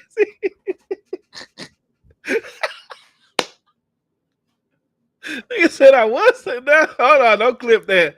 But it, like I was saying, she was sucking his dick. She was sucking his dick, but she don't want to be known as that. You feel me? That nigga said that shit passionately. Well, I was sucking it, not me, Monica. Monica was sucking dick. Like you try to convince somebody. Like, Jesus, I need some water. no, but I was just gonna ask a trade off, but it's not even really a trade off. It's just an interesting question. Okay, shoot. Is being hood famous or moderately famous and having your 1 minute of fame something that most people will never have worth it if you die young? Do Is you being think hood famous worth it or being famous famous? a little bit of both? Like even if it's not famous for a long time, even if it's not like the star famous, but So these are the correlations. Would you rather be hood famous for a little bit or like just a regular person for a long time? Is essentially that the two? good famous or moderately famous, but even real famous, but you basically succumb to death because of your fame, essentially. I would rather be regular, you know, and live a long life than be famous and then die at 22. Because especially in today's society, like Tupac and them, they died. They was 24, 25. They was young. We still remember them. A lot of these guys who are dying, I'm not gonna remember them. Like, I ain't no disrespect to JD Youngin, but let's give it a buck. By next year, nobody's really gonna like give a fuck. So if you ask him, but also these guys, these new rappers, they're not dying because they're rappers. They're dying because of shit they was previously doing before they became rappers. That's true. And then now they're amplified, got a spotlight on them. That would make your enemy even more mad.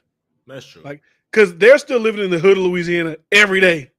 I see you at Rolling Loud. I see you hanging out with Kodak and Uzi and this person. Fuck him. That should be us. He's, so that makes it like probably 10 times worse. That's true. But, But could you see I people? think KD friend. I mean, maybe it's like Trey. Maybe you like JD Young, but it's like, do you like? Like think about the guy that died the same day of XX Tentacion. I don't remember what his name was, but he was big in like Pittsburgh. Was it like Joey Wop or something? I don't even know his name.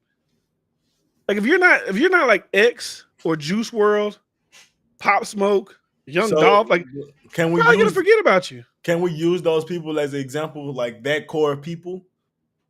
Would you be them or regular? And then I got another question after that. I still rather be regular. Could you see people seeing that type of life and being like, "I take that"? Definitely. People would live the life of them people for 6 years. Like give me 5 years to live that superstar, big money, rock star, famous life. 5 years. People sign that contract with the devil like that. Because people are so scared to live in what will be considered mediocrity. Whatever they consider regular, that's mediocrity to them. I agree with you. They would rather do that than live for 90 years being mediocre, whatever you want to call it. That's what they subconsciously do. Besides Michael Jackson, possibly touching people or whatever, I can see how if you want to tell me from 20 years old, let's say from 20 to 40, if I wanted to be Michael Jackson or live to be 20 to 80 and be like a nigga who worked as a teacher for that year, I might pick being Michael Jackson for those 20 years. That's so to go broader. I might be Michael Jackson for 20 years. Except for all the, obviously all the other shit. Yeah. I'll be me, but as famous as Michael Jackson, living that type of life for 20 years. What year Elvis died? Like 50 something? 50? 52? I think he was young too. Not young, like 20, but like a Luther Vandross, like you'll take that 60 something. Elvis died when he was 42 years old. You'll take that? When did he become famous? I don't know. Sure. I mean, that's legendary shit. I don't know. It's like, because I don't want to die. I do feel like dying is worth more than whatever. But you also have to think of like, would you rather live 20 years? Like, I think this is a better question. Like, not even a better question, but like, would you rather have 20 years filled with excitement, freedom, experiences, or 60 years of just, 9 to 5 life every day? That's crazy when you put that 9 to 5 in there. Because I wouldn't think about working all 80 years. Let's say, would you rather do that or would you rather live 20 years of experiences, doing this, flying around the world, people screaming your name, having all the money, driving all the cars, eating all the good food, living all the big houses for 20 years? Or would you rather live regular for 60? So selfishly, my answer would be yes, because it's like once you see all of life, once you do all of that, what more can you see? But then you think about family, longevity, and then even think about like technology and like how humanity can keep growing outside of those 20 years that you might miss. It's like you could miss big things Yeah. potentially, Yeah, when even you throw though family into you shit like thought you that, I seen want to it live all. forever.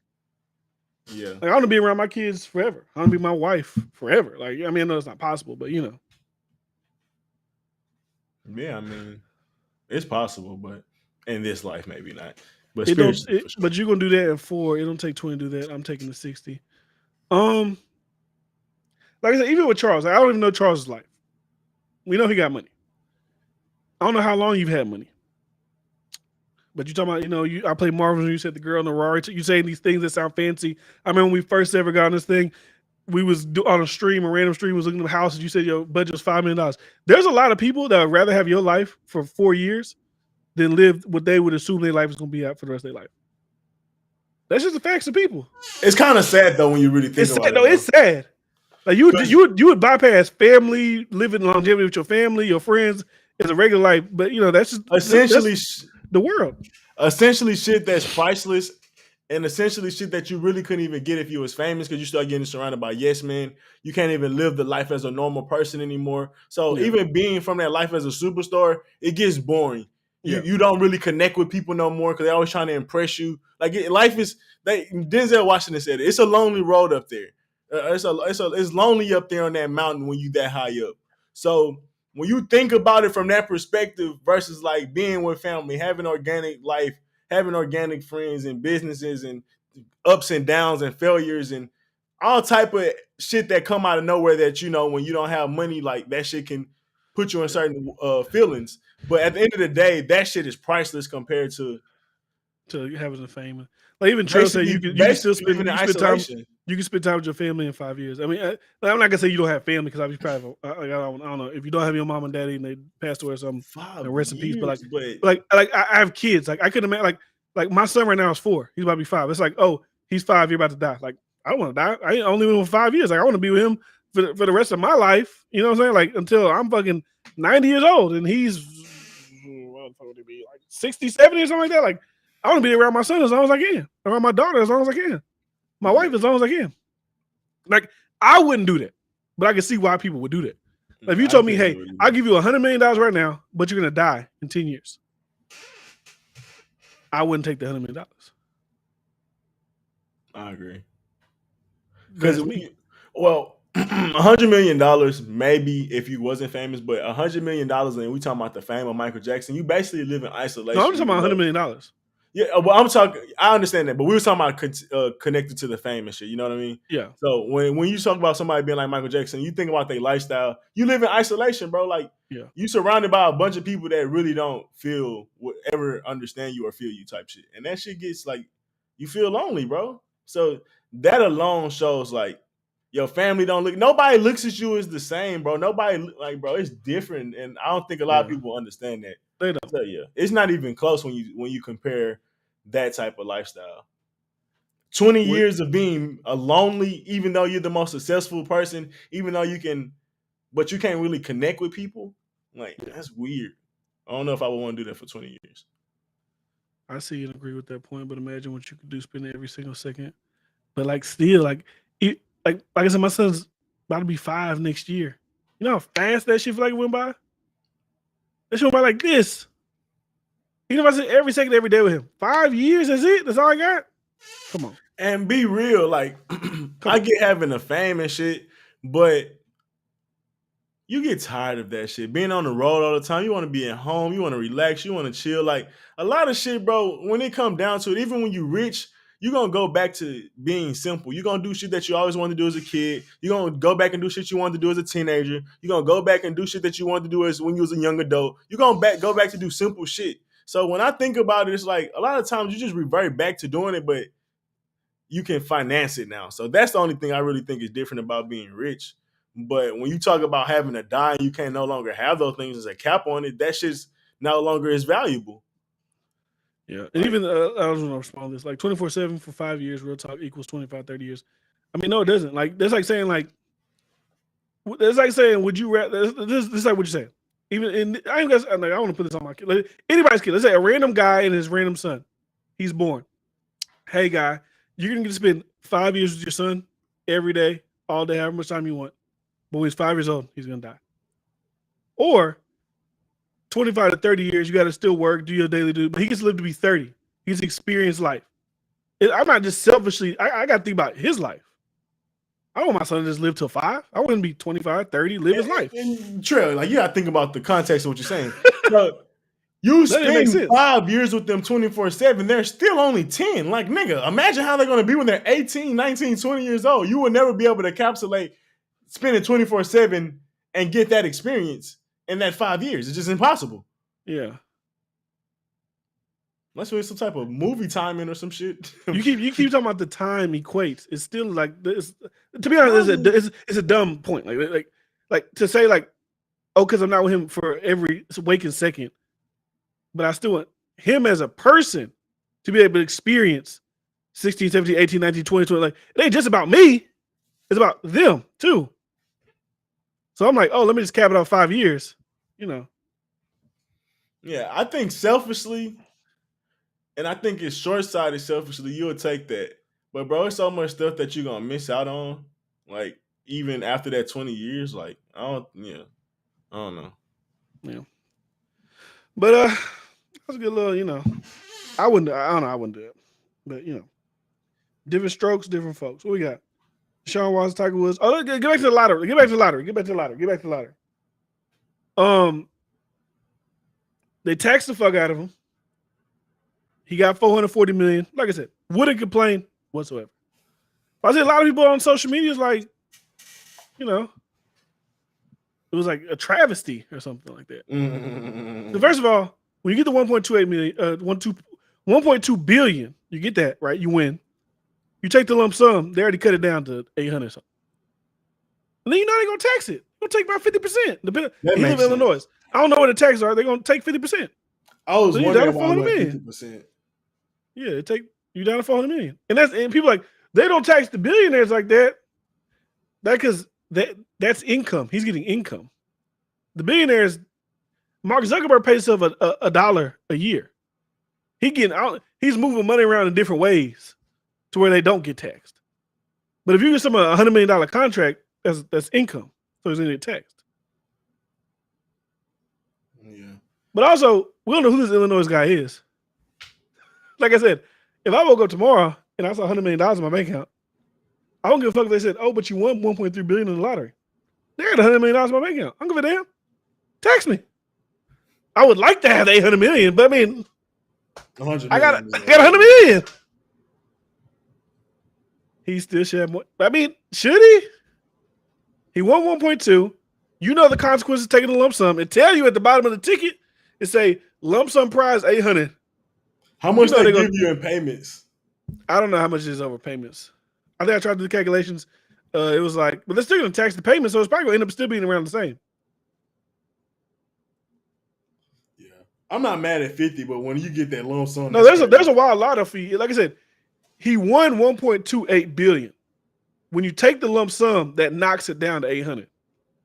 So then they take the 50%, and that's how you get 400. He deserved more because nigga he won.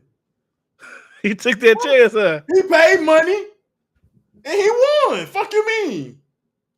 You know how much money he invested into that shit probably? Bro, he probably one of them niggas that I've been doing this for 50 years, putting my $2 on the line. I use the same numbers every week. And he just so happened to hit that bitch. I hate those fucking stories. Bitch, I spent $50 on this shit. 50 quick picks, nigga. What are you talking about? You just randomly picked random ass numbers and you won. How many tickets you bought? Who, me? I'm talking about Charles. Oh. And people, okay, let me ask you this question. How do you feel about celebrities playing the lottery? DJ Khaled got backlash for having a whole bunch of lottery tickets. The guy who runs QC got a whole bunch of backlash for buying lottery tickets. I mean, they'll never win, so who cares? But it's nasty. Let the poor folks make some money. You got the Rolls Royce, motherfucker. You got what I'm gonna buy when I get the money. So you just keep making your money. Yeah, if I see a rich nigga hit the lotto, I'm gonna be like, that's some. No, we gotta revolt. We gotta go steal that nigga money. I ain't gonna lie. We gotta go take his money. But I'm still not mad at the nigga. Like, hey, fuck it. Like, if it's $1 billion, like, I'm gonna try to get that money. I would hope he donate that shit to somebody. You can donate my ass. Yeah, you spent $13K? Jesus.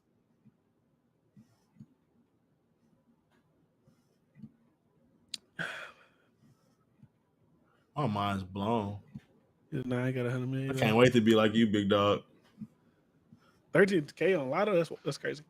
I invested, bro. I've been watching the whole. Like, I've been looking at how to invest my money. Right. I've been like, where do I invest? What's the best thing? Who the? So there was like, I seen people like, I watch. Even I think I was watching this guy that I be watching. He'd be like, by the end of the year, I want to have 50 Bitcoin. I want to have 100 ETH. And I want to have 1,500 Avalanche. I was like, okay, Bitcoin is fucking $20,000. Ethereum, it was $1,000 in June. If I'd hit that bitch went up. I could have came up on that. I was like, what's Avalanche? So I went to Avalanche. It was like $24.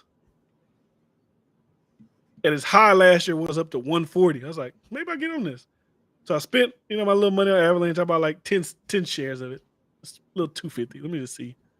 What's up about that shit? That bitch started going. I said, hold on, what the fuck going on? Now, I know it's a long game. It'll probably rebound, but that stock should get a little shaky. Like, hold on, let me take my shit out of here. Take your money out. Hell no, take your money out. Nah, I think it's gonna go back up, man. I trust this guy. He seems like a reputable. But what you do is take it out, wait till it fall, then put it back in at a lower price. So you ain't got to worry about eating that. You ain't got to worry about maintaining that L and holding that bag. But Trail, little money, nigga. Of course, you can't imagine spending $13K on Lotto, nigga. When niggas ain't got money, you get in sport, nigga. You was driving around in a Prius, nigga. Of course, you don't know that about that, nigga. You in your mama back seat, nigga. You can't. Of course, you can't understand 13K, nigga. You probably never made 13K in a year, nigga. Trey, how old is you? I'm talking shit. I'm only saying that he in college. I think he in college or something. Yeah. I'm only talking shit. I think he on the drum line or some shit. Yeah, nigga, you ain't never made 13K in a year, man. North Carolina A&T or some shit like that. Don't speak on the man when you know what I mean. It's levels to this shit. It look crazy to us because we ain't there, but Nigga, 13,000 to him may be a couple hundred. I watched. You remember that? We just going off on tangents right now, but we talking about money, so I guess it's still kind of correlated. I was watching a a couple years ago when Jay-Z posted a receipt from a club. It was like $87,000 or some shit for bottles. And I probably talk about this story all the time, podcast. I don't remember, but fuck it. I was watching a Dave Ramsey video, and they was like breaking it down because people was talking shit about the Jay-Z thing, and he was like, okay, so it says right here, Jay-Z made $50 million last year after tax. I made this much. He's breaking it down. He's like, do y'all realize that Jay-Z spending $87,000, maybe extreme to y'all because it's more than you make probably 2 years. To him, that would be like going out and spending $200 on a nice meal. That's crazy. That's like, That's crazy. It's nothing. But Charles asked the question earlier. I mean, even if it's not Jay-Z bill, we ain't gonna act like Jay-Z can't pay that bill. Like, come on. Yeah. He asked $500 million, I think, or $1 billion for to live to 50, or $1 million to live to 80. What happened? $500 million to live to 50 or something like that, versus $1 million to live to 80.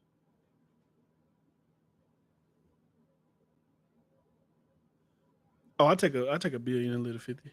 Because I leave it to my kids. He say I'm good at 50. You don't think you can flip $1 million? No.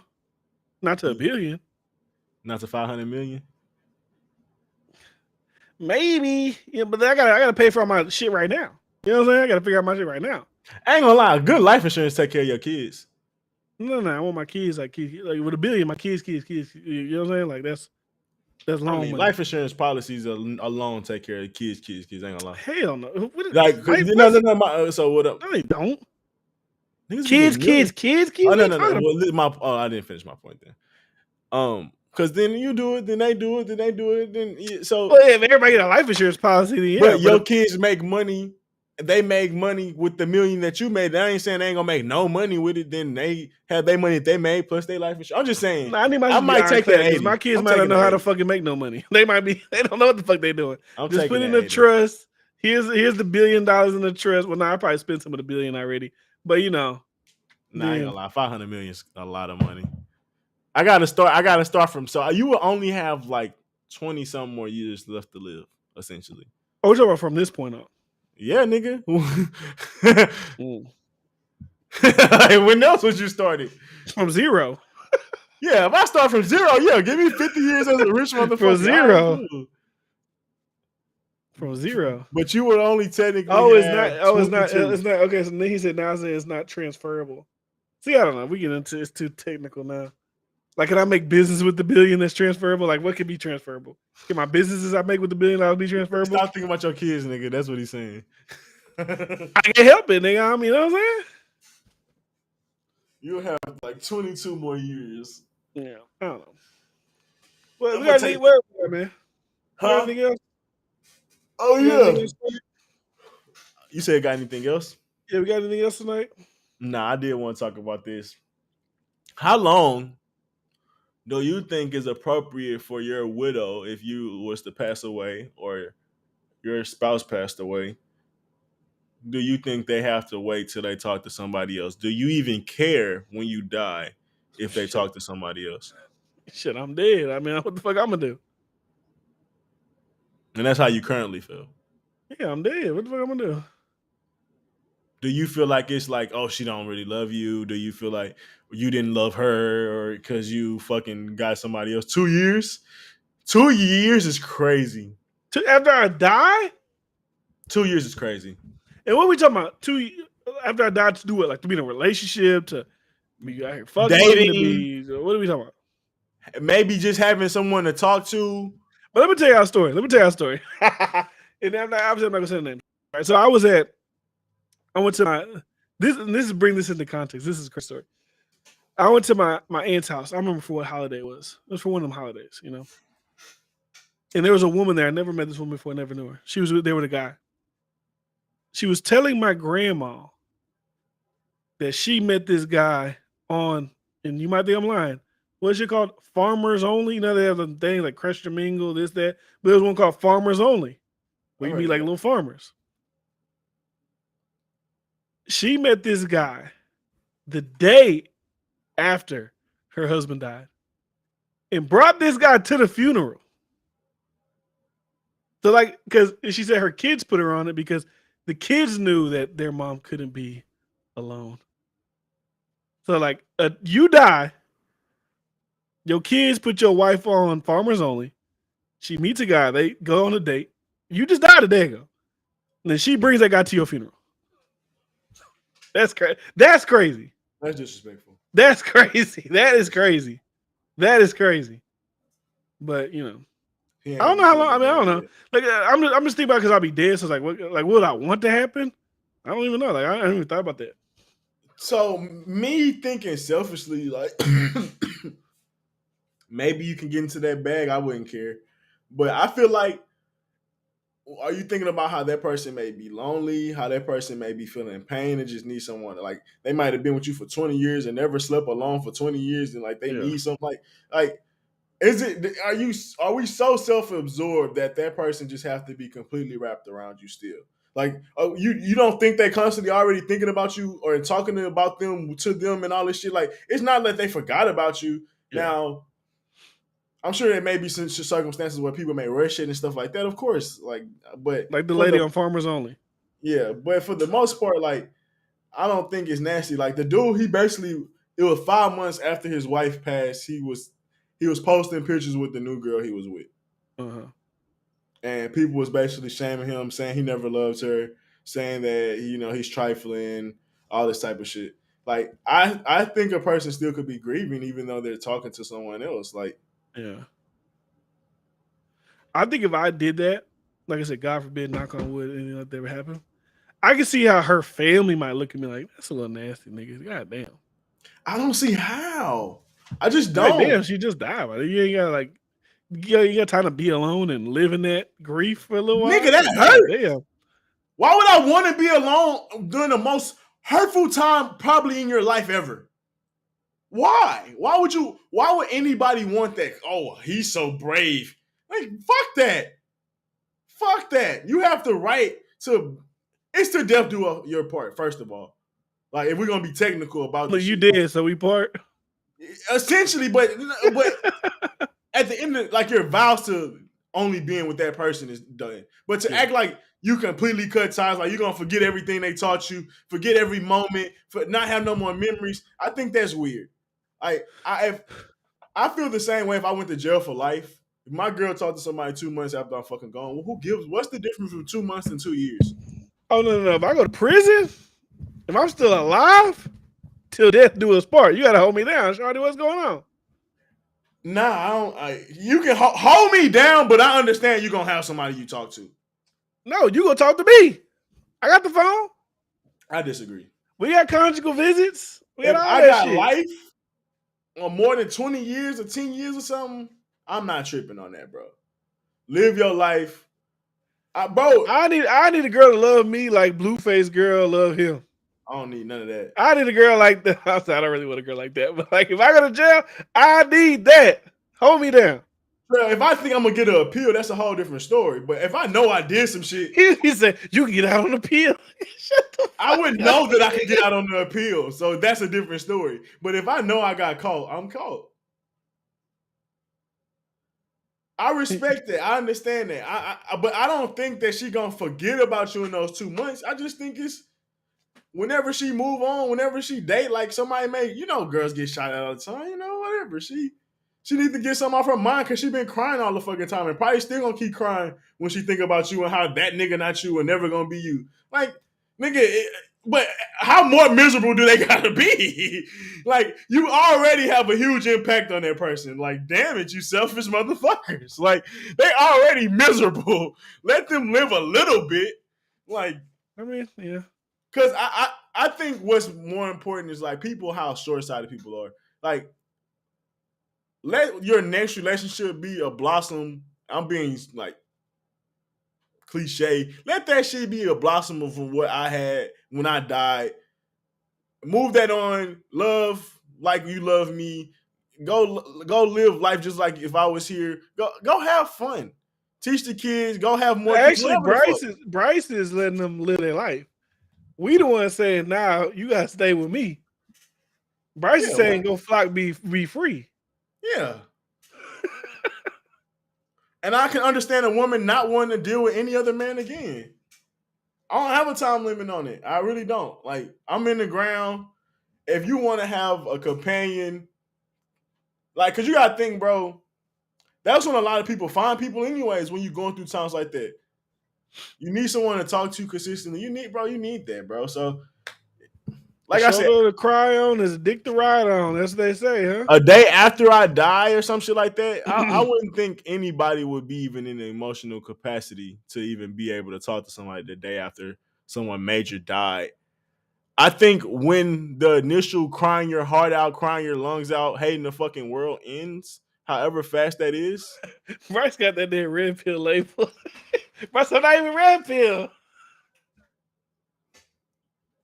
I don't understand. It's technically red pill because they will never leave me. My woman would never. She wouldn't even think about leaving me if I went to prison for 30 years. Red pill is understanding women's nature and human nature. People need companionship, so technically y'all wrong.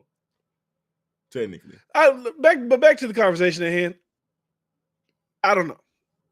People, like I said, people just gonna do what they want to do. Like if the guy met somebody 5 months later and they're in love, and you can't really control your feelings at that point. Like, and a lot I of watch these relationship shows with my wife all the time, where motherfuckers is trapped on an island together for 3 weeks, and they be in the most love they've ever been in their life. I'm like, how the fuck you fall in love that fast? But hey, people, different strokes for different folks. Yeah, and I'm not about to say you. So what do we call these people? Evil, immoral? Well, I don't think they're evil. No, I don't think they're evil. Like what is? What do we? What? How do we judge them? What deed are they doing wrong? Are we saying that they treated that person right their whole life, and that person died? They just moved on quickly. So whatever they had before is invalid. Now, I can see if she treated that person like shit their whole relationship, then moved on fast. It's like, oh, that bitch is just a savage. Or that dude is just a savage. I understand that argument. But if they had a great, beautiful relationship and somebody decides to move on, bro, you can't hold people captive. Let me ask you a question. If I died, knock on wood, tomorrow, and then you just randomly seen Carla with a new nigga in 3 months, your initial reaction would be like, damn. See that thing get a little. You might not give a fuck. Like, do you? That's your life. But you would be like, damn, that's a little fast. God damn. My niggas still got the dirt over the coffin. They ain't even got grass on that motherfucker yet. I feel like if I see you out here living your best life, like you like had a hit on this nigga and got some life insurance money and you partying with another nigga, maybe, but I don't know. If you grieving and shit, you crying, I don't fucking know. Are you sad, bitch? That's all I want to know. Whoa. No, that bitch. No, in that state of her not being shit. Not in the multiverse of another caller. Okay, in the multiverse. Okay, in the fucking multiverse. Fuck that. Not in the multiverse, nigga. Fuck that. Ain't no multiverse. I love her through every universe, nigga. Not even in the multiverse. You tell me, D-Frey. He said, I stand up for my bae in every verse. Yeah, every verse. What the fuck? That's fucking hilarious. Nah, I'm playing. But no, I would want it. Are you sad? That's all I need to know. Do you feel something? Nigga said, because I'm still sad. I ain't even made a new friend yet. Who the fuck I'm gonna do a podcast with? Trail think he can do it. Trail like, Bryce, me and you can do it, man. We're gonna get to the top. I'm retiring. Nah, you a war doer, man. You bring Rob back, man. You and Rob. I don't fucking know. I'm talking about with Trail. I'm retiring. Oh, okay, yeah, it's over. Trail, you had the opportunity last week while we was drunk. I sent the link in there. You could have showed us what you got, man. Put you on the show. Let's see what you got. You think you this goddamn big time, Mr. I got the most. What did he say? I got like the fucking not eccentric takes. He said something. I read the fuck he said. I got the. I don't know. You know, I'm outlandish. Or what the fuck that nigga said to me. But you know, that's hey. When we need a little clicker boy, we'll let you know. I need a nigga to change the scenes and hey nigga, pull up clip 33. I hit you up, big dog. Hey, Trey gonna clip this shit. See, nigga, I made it. Niggas was shitting on me. He said I could be his little clicker boy. I'm gonna show you. Nah, Charlie, he be sending me a bunch of stories and shit. He'll say, you know what I need you to do? This is what I need. This is what I need personally for D-Friend Daily to be more consistent. I need a motherfucker who gonna make the clips for me. Don't just send me the shit. Use the background that I have, the little D-Friend Daily background. Rip the video off YouTube or Instagram, or whatever. Make it and then send it to me so I don't gotta do all that type of shit. That's what I need. The same, and even for Instagram clips, the same way this nigga Sneeko got niggas Andrew Tate them got millions of niggas creating links and videos that go viral. Create my videos for TikTok. That's what I need. I need a motherfucker like that. How about you up? I give you $100 a month. What you want? Nigga, help us. Nigga, show us some results first. You intern. Nigga, show you some results. Troy be having takes like Jason Peterson, and they both gay. Jason Peterson. You talking about Jesse Lee Peterson? But nah, man. I don't know. I think that's all we got, man. What we got? You in the 100 clips? Okay, all right. You're done for. Show me proof that I know it's gonna go big, nigga. Yeah. Have you ever done it before? Whoa, pause, man. I don't need niggas showing proof it's gonna go big dog. Calm down. It's gonna go viral. Show me proof it's gonna go big. It's going. Nigga really trying to redeem himself from I suck dick. No, that was crazy. I sucked. You can chill out, big dog. Anyways, I don't know if you want to talk about that. I just put it in there for the last little take. I seen you in Wardo talking about Kendrick trying to drop a new album soon, and what does that mean? And that's how academics say. That's how academics say that he thinks LeBron or Drake is LeBron and Kendrick is now Carmelo. I just want to see what you thought about that comparison. Carmelo. He said they're not even, you can't even, like he said back in the day. The content of that context was back in the day. You know, it'd be like LeBron, Melo, and D Wade. But now it's like just LeBron. We would talk about them old niggas no more. Oh well, I'll make him like a D Wade or something, but not no Melo. He got some rings. Kendrick got some rings. You would think he's still like a KD or a Steph or he ain't showed that. He ain't dropping 30 a night. That album wasn't 30 a night. It wasn't no MVP season. That was a Jordan on the Wizards performance. Damn. Have you been seeing this nigga boring ass concerts?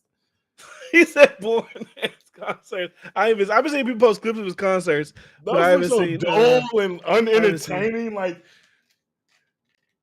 I He just doing couldn't. festivals. I see his big ass crowds.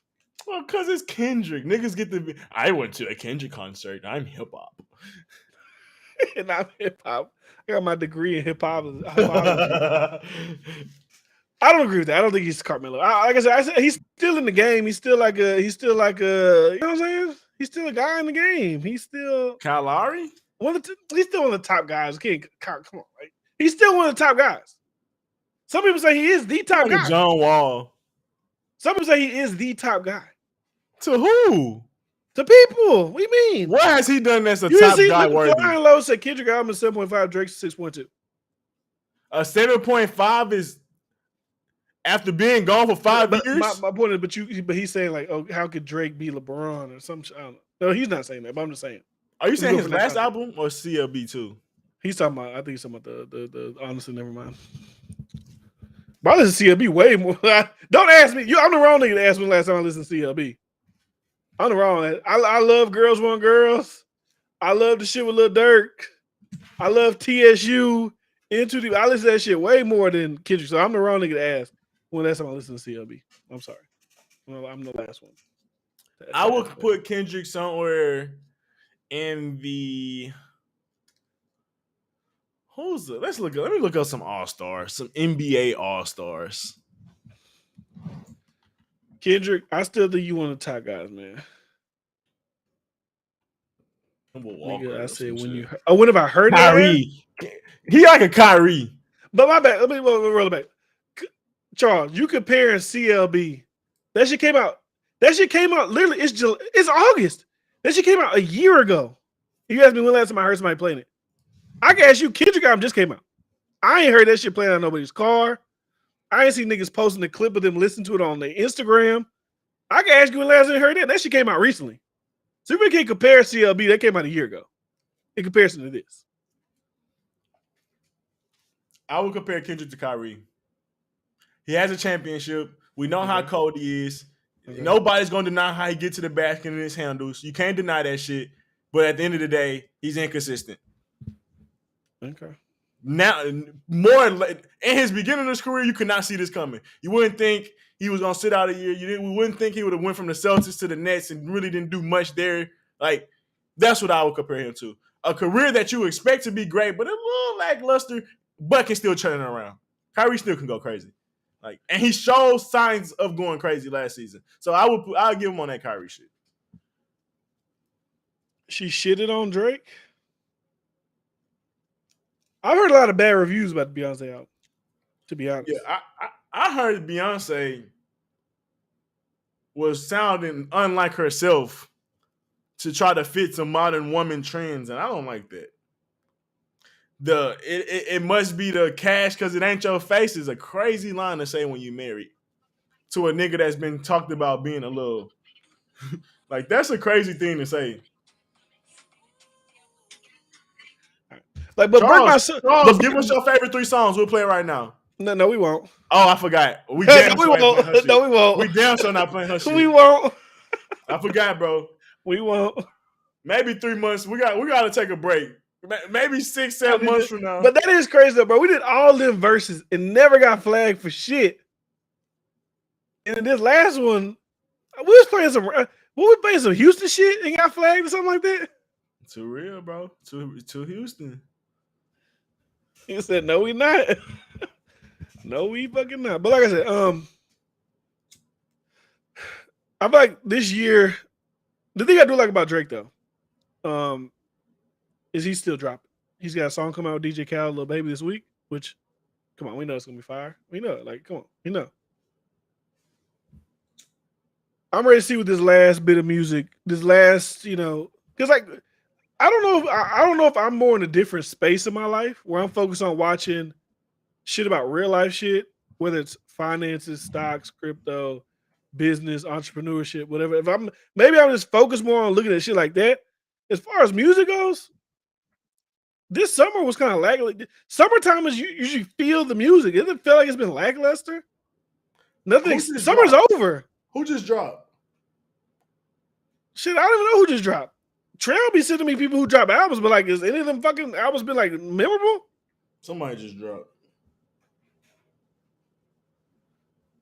Alien Superstar, Break My Soul. That's a great song. I can't even deny.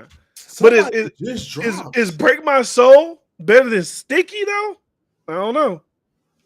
It's more catchy, but when you throw that Sticky on, you know, I'm gonna give it to Break My Soul.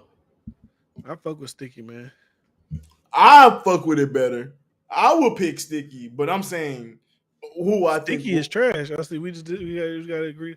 See, like CMG drop, Wiz drop. Name me people that's who who just dropped. dropped. Joey Wiz Badass just dropped. drop. Like, bro, who the fuck are these people? Wiz has some decent music on his shit. What big artist has dropped in the summertime? Drake. That's it. And then Drake Drake drop in May. Y'all should react to Sticky. Now we ain't. No more reactions. I ain't getting a strike. They already warned me. They already warned me. No more videos. No more none of that. Charles, I've seen it. I mean, that's like, I would assume, like, I ain't trying to be dick riding too much, but, I would assume that'd be like your life. You be fucking with shit like that. He on a yacht, he doing this, he doing that. Like, that's your shit. You really be on yachts? I thought you. I ain't know if you was for real when you said that. Well, I don't know if he'd be on yachts, but I would. You said yacht life earlier. I think he said he want to get a yacht. But I would assume he has the money to get on the yacht, not own a yacht, but get on a yacht. Well, I would assume that too. Anyways, Uzi dropped trash. Cole should be dropping soon. Uzi flopped. I didn't say that I said I'm not there yet. Okay. Y'all not showing that chat anymore. Warder want to feel a part of that. Okay, Warder, start chatting, big dog. What else was I gonna say? Yeah, I don't know. Lil Baby's supposed to be dropping soon. Rod Wave is dropping soon. DJ Khaled's dropping soon. The Game's dropping soon. Eminem and NBA Youngboy dropping this weekend. Will they provide the soundtrack of the year? I don't know. Together? No. NBA Youngboy's dropping his own. Eminem's dropping Curtain Call 2. That Lupe album is a technical showcase, which to me that's probably boring as fuck. So I can already tell by how you set that up. I probably wouldn't want to listen to it. Wasn't advertising. It was a technical showcase. That don't sound like shit I would listen to. Youngboy doing 200K. I'm locked. That's little numbers. Niggas be like, he's so great. 200K is good. Yeah, it's good, but I think it's good for this era because, like I said, a lot of people ain't selling like crazy like they used to. That's what I'm saying. A lot of them niggas not selling like they used to. Drake's still selling. Drake equals Curry. Kendrick equals D Wade. So who's LeBron?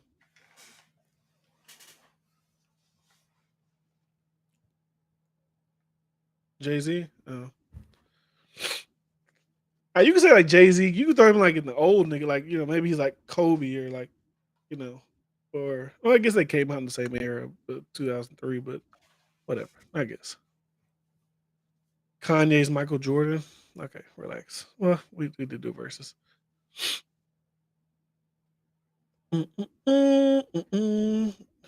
I guess y'all like the chat because niggas see themselves on screen. They start going crazy in the damn chat. They start chat. 200K, facts charge. Jay-Z is Kobe at the end of his career. 200K is not excellent. 200K is good. No, 200K is good. It's not excellent. For like a young guy, that's a good. A young guy that's supposed to be running his era. Yeah, it's a different type of music. It's okay for what music is now. Yeah, because this shit ain't that good. No, like Beyonce did like 2 something. That shit wasn't that good. Stop it, man. Drake did like 2 something. I ain't gonna lie, Beyonce shit wasn't buzzing like that. But it's Beyonce, nigga. It's like, what are you talking about? I agree, but like her shit wasn't buzzing like that. But nobody's doing big numbers. Like The Weeknd ain't do. The Weeknd did 150. They rollout suck. You gave 200 is good in today's day and age. Drake shit on 200 is the new. Why Drake and shit on 200? Why what? Why Drake and shit on 200? Ain't shit on two. What you say? Ain't I shit said, on why 200. can't he shit on 200? But he barely did. He like 280, something And like the that, right? album was mid. Everybody was talking shit about that album. So he shit on if he's barely hitting 280 On a mid album, any other album, he's doing way more than that. 200. I mean, we're comparing Drake though to YoungBoy. Like, come on. But Drake, when he was young boy, when Drake was a young boy, when Kendrick was a young But boy, that was a different. They was around niggas to I bundle don't believe shit that. and I just don't think that streaming shit that wasn't. good. Bro, it's different. I just don't think that shit that good. It's like I said, it's like comparing NBA areas. When like Lil Wayne was doing 1 million a week and Kanye did 1 million a week. Like it was different. 200K? No. 250 plus? All right, you got an argument. 200, no. Because if a nigga barely scratched, because you barely scratched the 200 if you got 200K. So you really won. You was damn near 190s.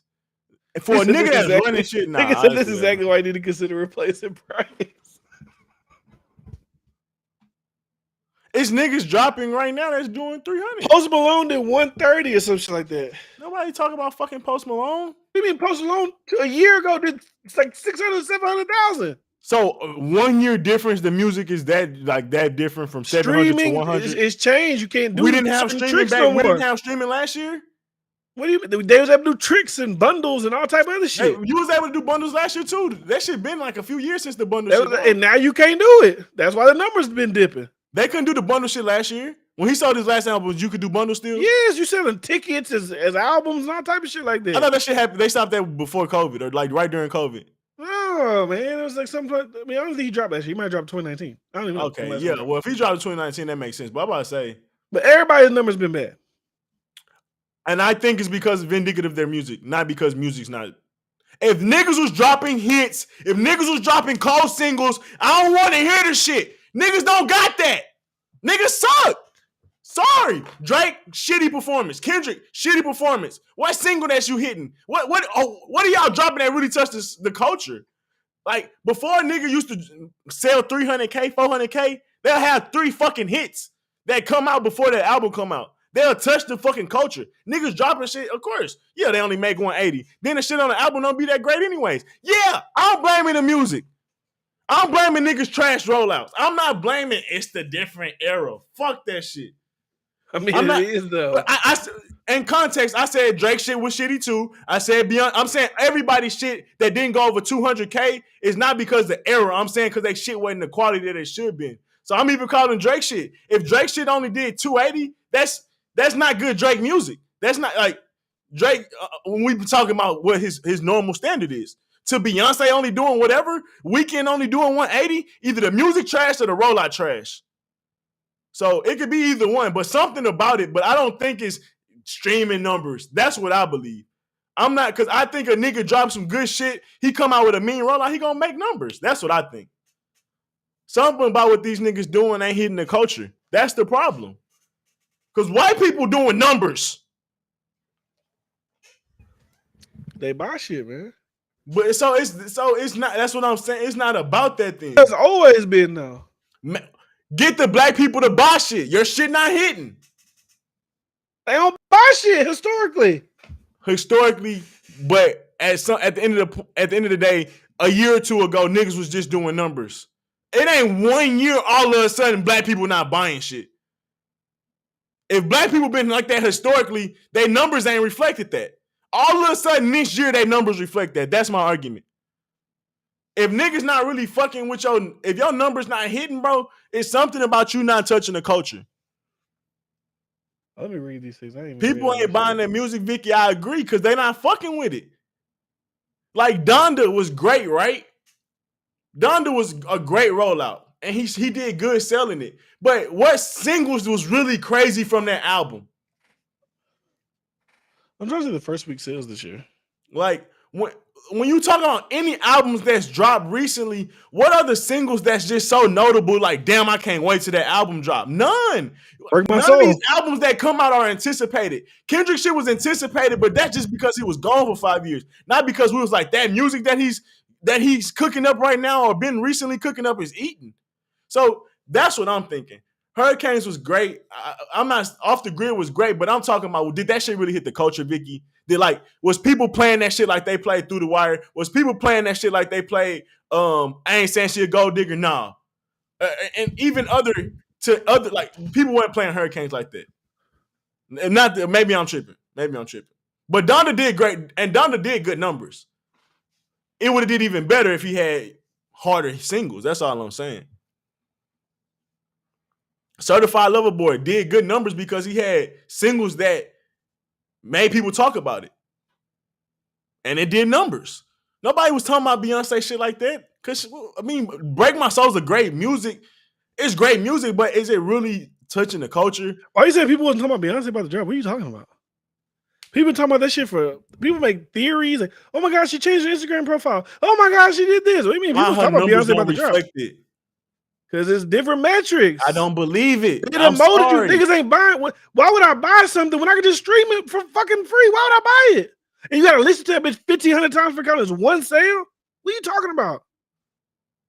You listen to something for 1,500 times for it to be one sale. Rather niggas just buying it. If I go on Spotify right now and play any song in the world, why would I buy their record? So when Drake dropped Certified Lover Boy, was it streaming only? I don't know. I believe so. I believe that metric, however they came to that metric, is closer than it is being completely out of whack. That's all I'm saying. I don't think the number was out. She did 315. I'm not even saying she did 315. That's big. I'm not even saying you're not wrong. I'm not even saying you're not wrong because rollout doesn't matter. Drake's rollout was maybe not even just his own thing. It was you had the Kanye thing. You had that was all kind of tied into part of the culture. People love Drake. He did 615. No, that's great. Then I'm wrong about Beyonce. He did 613. He did 613. That's great. Drake did 613 as Certified Lover Boy. That's what I'm saying, and he only streaming. That's what I'm saying. So when niggas can do that, whatever. But Beyonce doing 315, I'm wrong. If she did 300, that's great to me. 300 first week, that's pretty great. And y'all, I hate niggas, bro. I said it's good. It's good. But when we start trying to make excuses for artists and saying, "Oh, they only doing 200," I'm not making excuses for these niggas. I think they are capable of making these numbers because I look at white artists, they making these fucking numbers easy. But people buying that shit. I don't want to hear that shit. Black people spend the most fucking money. Not on music. Bullshit. Not on music. It's in the numbers. Drake, first week, he sold 48,000 pure sales. Taylor Swift sold 185,000. Drake music didn't touch the culture. Sir, you just said Certified Lover Boy touched culture. What are you talking about? Oh, what's the difference between Taylor Swift and Certified Lover Boy? I thought you said the last album. 48,000 to 185,000. I think that's because Drake don't touch the culture like Taylor Swift. And it's because she's American culture when it comes to that type of sales. And I think Olivia Rodrigo, who just blew up last year, physical sales first week did 68,000. Drake did 48. You think Olivia Rodrigo is bigger than Drake, or she has more of a white fan base who would buy her product? I think the culture that she's tapped into is bigger. White. Yeah, but Drake and them be tapped into the white fan base. But them niggas they don't give a fuck about buying her music. Billie Eilish sold whatever she sold, but they bought 148,000. Those fans buy music. That's just point blank period. They buy music. Okay, I understand that. They Morgan Wallen, country singer. I think you overtaking my. I think you okay. I understand they sell more, significantly more. I can understand that, but to act like it's impossible for them to make sales compared to what they were just doing. Charles, the numbers that we reading, those just U.S. There's another count worldwide. The numbers we talk about just U.S. numbers. Like 613 first week is just a U.S. thing, not a global thing. We see people do 300. We see people do 280. In this era, we see white people do even more. I don't think it's just because of streaming. That's all I'm saying. Is it because of white people? Maybe. But just saying, oh, it's because of streaming, you can't. Because I think is Future at this point in his career bigger than NBA YoungBoy? It's arguable, right? Yeah. If Future sold 200 on an album, I would think that would kind of be like him selling 270 was like, that's pretty decent. Or however much he sold. The YoungBoy can't even do Future numbers. If y'all telling me he should be satisfied with 200, and he's equivalent to someone in the future and in his prime and Future's not in his prime, that's weird to me. When this nigga's supposed to be on the radio 24/7, this is his prime. He's supposed to be on every feature. He don't be on the radio though.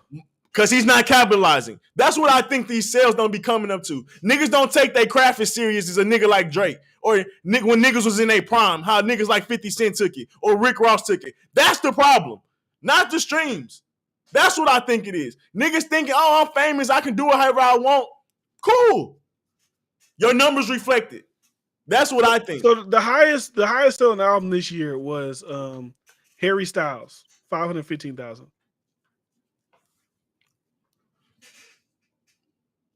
That was the highest out of everybody.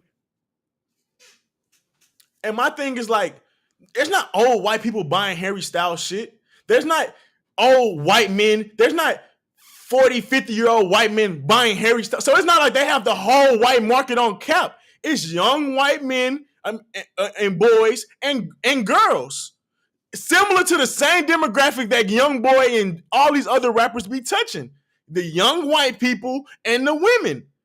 Not white women don't be really listening to rap, even when they be young. But the young boys do. But maybe I'm gassing it. But like I said, when we go to these black concerts, it be white women, white men of young descent. So that's not like they can't tap into these markets and not already tapping into those markets. Somebody just got on Kid Cudi ass. Watermelon Sugar is a great song. Watermelon Sugar. How I'm tripping? Because I expect if so. Let's be real. If NBA YoungBoy was on everybody feature. If NBA, you couldn't nowhere you turn, you couldn't hear NBA YoungBoy on the mainstream waves. He would have more numbers than that.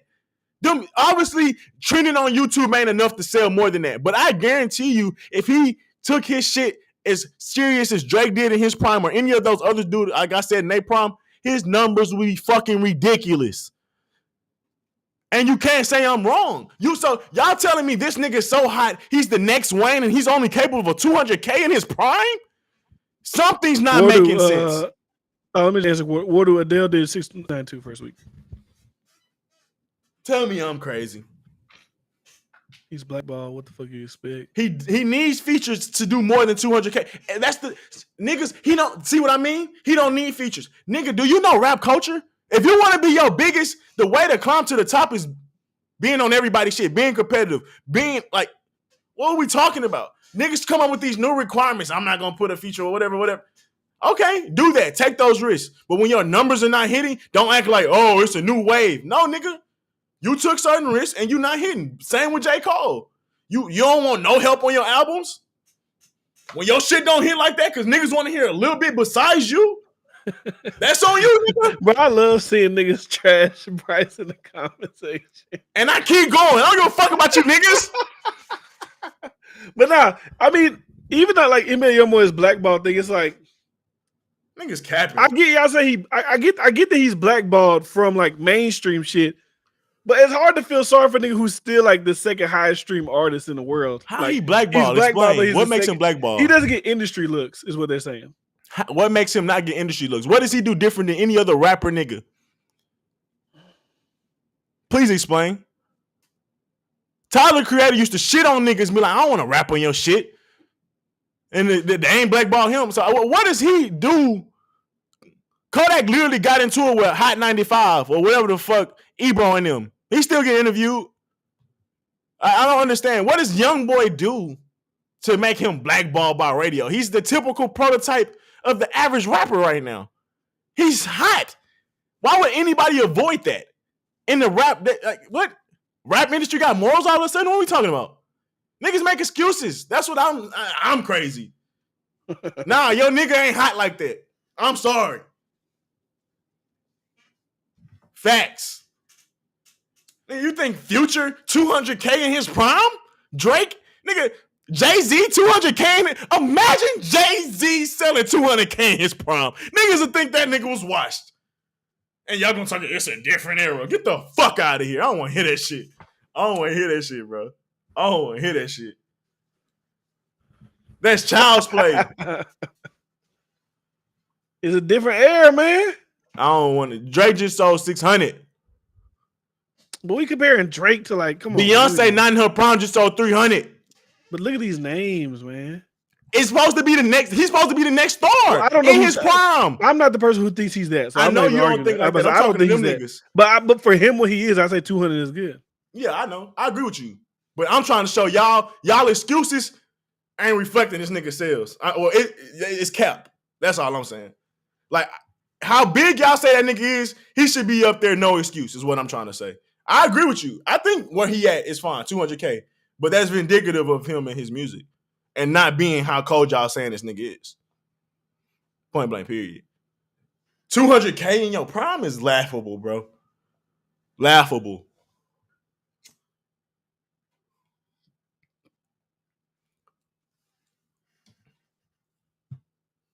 This is peak. And if this is peak, oh my God. I mean, now y'all agreeing on saying your album rollout matters. Well, that's what Bryce said in the beginning. But yeah, niggas ain't getting into their craft.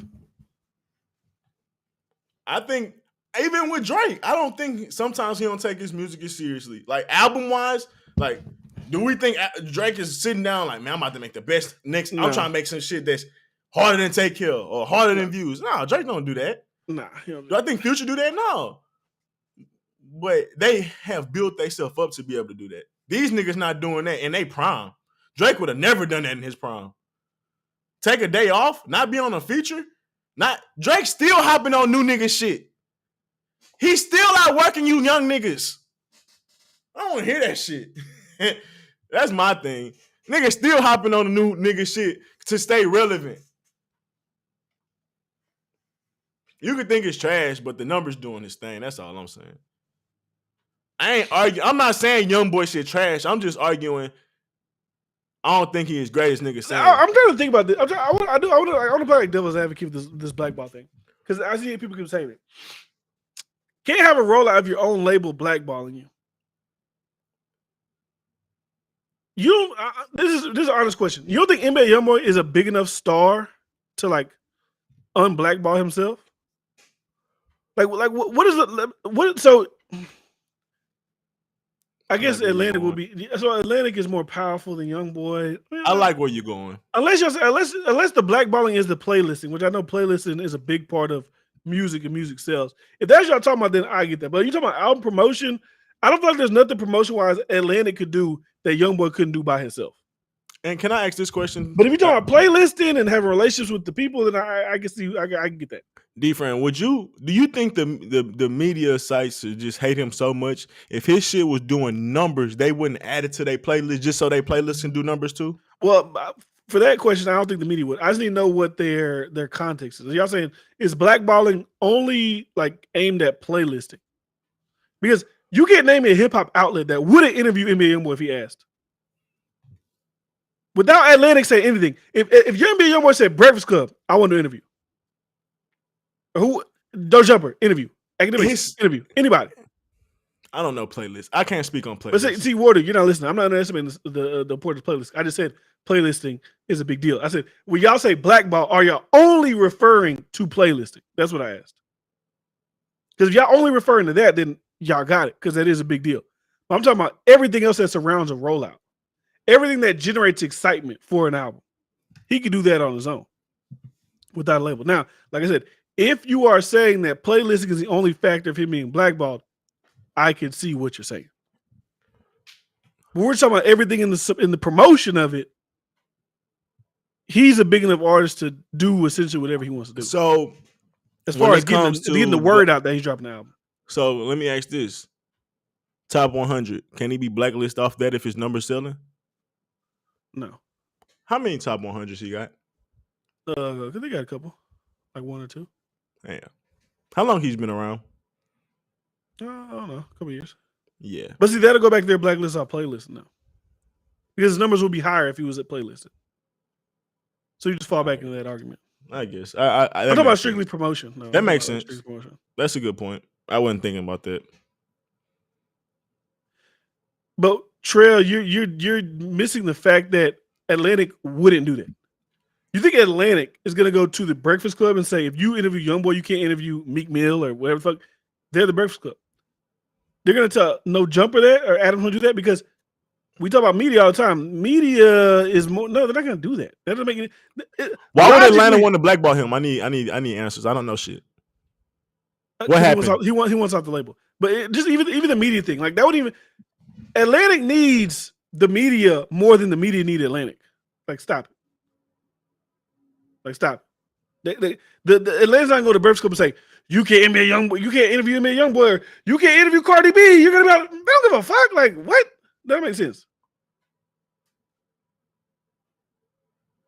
And I'm not I'm naming the Breakfast Club because Breakfast Club is quintessential like the biggest. Confused. Even $1 million worth of game. Let's say $1 million worth of game. Let's say Drink Champs. Let's say No Jumper. Let's say Academics. None of them would even give a fuck if Atlantic said, if you interview YoungBoy, well, you can't interview nobody else. They don't give a fuck. They'd be like, fuck you. I'm interviewing DJ Vlad. TV. They don't give a fuck. They say, fuck every other artist you got in Atlantic. This is the biggest artist y'all got. I don't give a fuck about interviewing nobody else. So if YoungBoy hop on a Drake song, you still think that song gonna get blacklisted? If he was doing features, you think that every nigga feature song he get on, like it's ways around that shit that he's not working. Bro, if he's working, ain't nothing that could stop him when it comes to them numbers. But maybe my point was retarded. I already said I get what D-Friend saying about the playlist shit. So already, whatever. But yeah, then there's that. The little Dirk beef, people pick Dirk. Like I get that industry shit. I get that.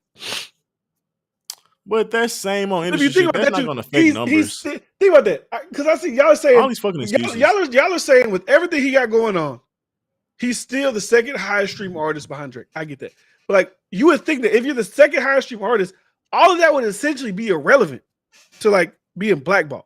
Because when you think of a person who's blackballed, they just like you don't hear about them. Like Tory Lanez is blackballed. That thing ain't nowhere near the top stream artist, nowhere. 6ix9ine obviously he didn't put up enough music to be even in the conversation, but whatever. But if you like the second highest stream artist in this ain't just hip hop. This is any genre of music. Now I'm talking about the album rollout process. You create a buzz for yourself for your album. You could do more. You could do the spots. Now maybe you can't go to Jimmy Fallon. You can't go to this. You can't go to that. Whatever. That's exactly why he's the second most. That's exactly what I was thinking. It's because he surely put out so much fucking music. I mean, still, but my point is, you're still able to get that. You still be able to get the numbers. No, no, but I'm just saying when people there's other niggas that could drop as much music as him, and they wouldn't do the numbers. Well, yeah, of course.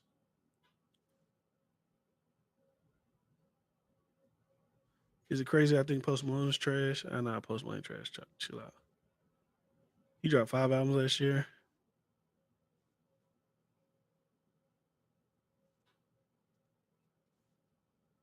Imagine how much his numbers would be if he had them looks. But this is my thing, them looks. I feel like if he goes on Jimmy Fallon, do you really think Jimmy Fallon, the audience gives a fuck about listening to a YoungBoy album? Like that's what I'm saying. Like he could go on $1 million worth of game right now. He can go on Drink Champs right now. No Jumper right now. Academics Podcast right now. Like DJ that right now. Unfortunately, what I'm coming to see is that nigga outside of rapping and being a hood character, he don't have many other like attractive traits to even be on those shows for people to even want it. Like even with Kodak getting interviewed, this nigga's actually fucking funny. Yeah, this nigga can be insightful sometimes when he's saying some stupid shit.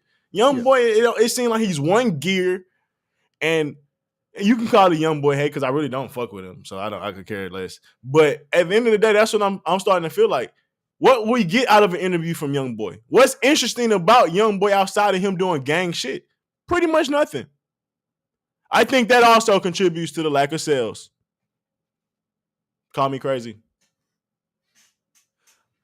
Because part of being a superstar... The reason I think you're wrong about that is because when we compare him to his era, that's not bad sales. I understand that. Like, if we compare him to Eminem and Wayne and Lil Wayne, I mean Eminem, Wayne, Kanye, prime, Drake, in they prime, but also it's different sales metrics. Like I said, you got to stream an album 1,500 times for it to mean one album. But somebody like Drake buy it once. And Beyonce still can do 300. But they're Drake and Beyonce. But they're like the Michael Jackson. So my point, it's hard to argue with you on this point because you're looking at YoungBoy how I'm looking at YoungBoy. I don't look at him at that level. I'm trying to argue from the standpoint of people thinking that he's on that same level and superstardom. That's my argument. If anybody thinks he's on the same level as Beyonce and Drake, they're idiots. But that's what they think. But if I compare him to being one of the top of his era, these are good numbers. Yeah, I'm not arguing that, but when you look at his era, who takes albums serious? Who album is, besides Little Durk, even then, who album is just 100% like, oh, them niggas' albums is just untouchable? They don't do that. So to say that as an argument, I don't think highly of that. But I get what you're saying. It's a valid point. But when I'm arguing is if when it comes to being a superstar, it takes a lot of more tangible things besides that I'm a hood rapper. You can name so many fucking rappers, bro. They have when they interview, you feel the star, you feel the rich, you feel these different things. Like you get an essence of them being artistic outside of just their life in the sense of how they think.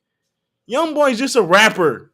There's nothing much outside of that from what I see and what he presents to the world. So who would want to interview him? I mean, besides the sales, but who would want to interview him for personality? Who would want to have him on the show and do a hosting shit? Like Drake just me. Yeah. Bring me the views, nigga. I'm talking about ESPYs or some shit like that. How Drake can do some shit like that because of the personality and obviously he's crafted from acting and shit like that. But I don't see that from him right now. Maybe he may develop, but you don't think that couldn't contribute to his sales? Like even a Gucci man is reflective of that to a little bit of a degree, but I think Gucci was even had more personality than Young Boy showed. Like a little bit. Maybe I'm wrong, but especially after he got out of jail, it's easy to make. I see. You could be right. You could be right because, like, you could be right and you could be wrong about like certain like your thought process of certain artists. But, like, you could be right in saying like when he's saying, okay, that's all way of thinking. They don't need this shit no more. What rapper this era really got personality? You can say that the reason why they're not as big as superstars as other people because they don't have personalities. Because people aren't even one don't really value the music as much anymore, and you have no personality. So it's like the same as this is perfect simple. The reason I feel like Roddy Ricch sold so low wasn't because his music was trash, because there's nothing about him you have any ties to. It's like, who the fuck is this guy? Yeah, good music on the last one, but like as far as personality, people want to connect shit. People like 6ix9ine. Whether if you think music 6ix9ine is good or trash, or whatever, they like the story of 6ix9ine. It's more appealing to them. It kind of keeps you around a little bit longer. And there's no different with. I'm not saying that he's not attractive at all, but I'm saying that next level. Yeah, he's capping himself out on his work ethic.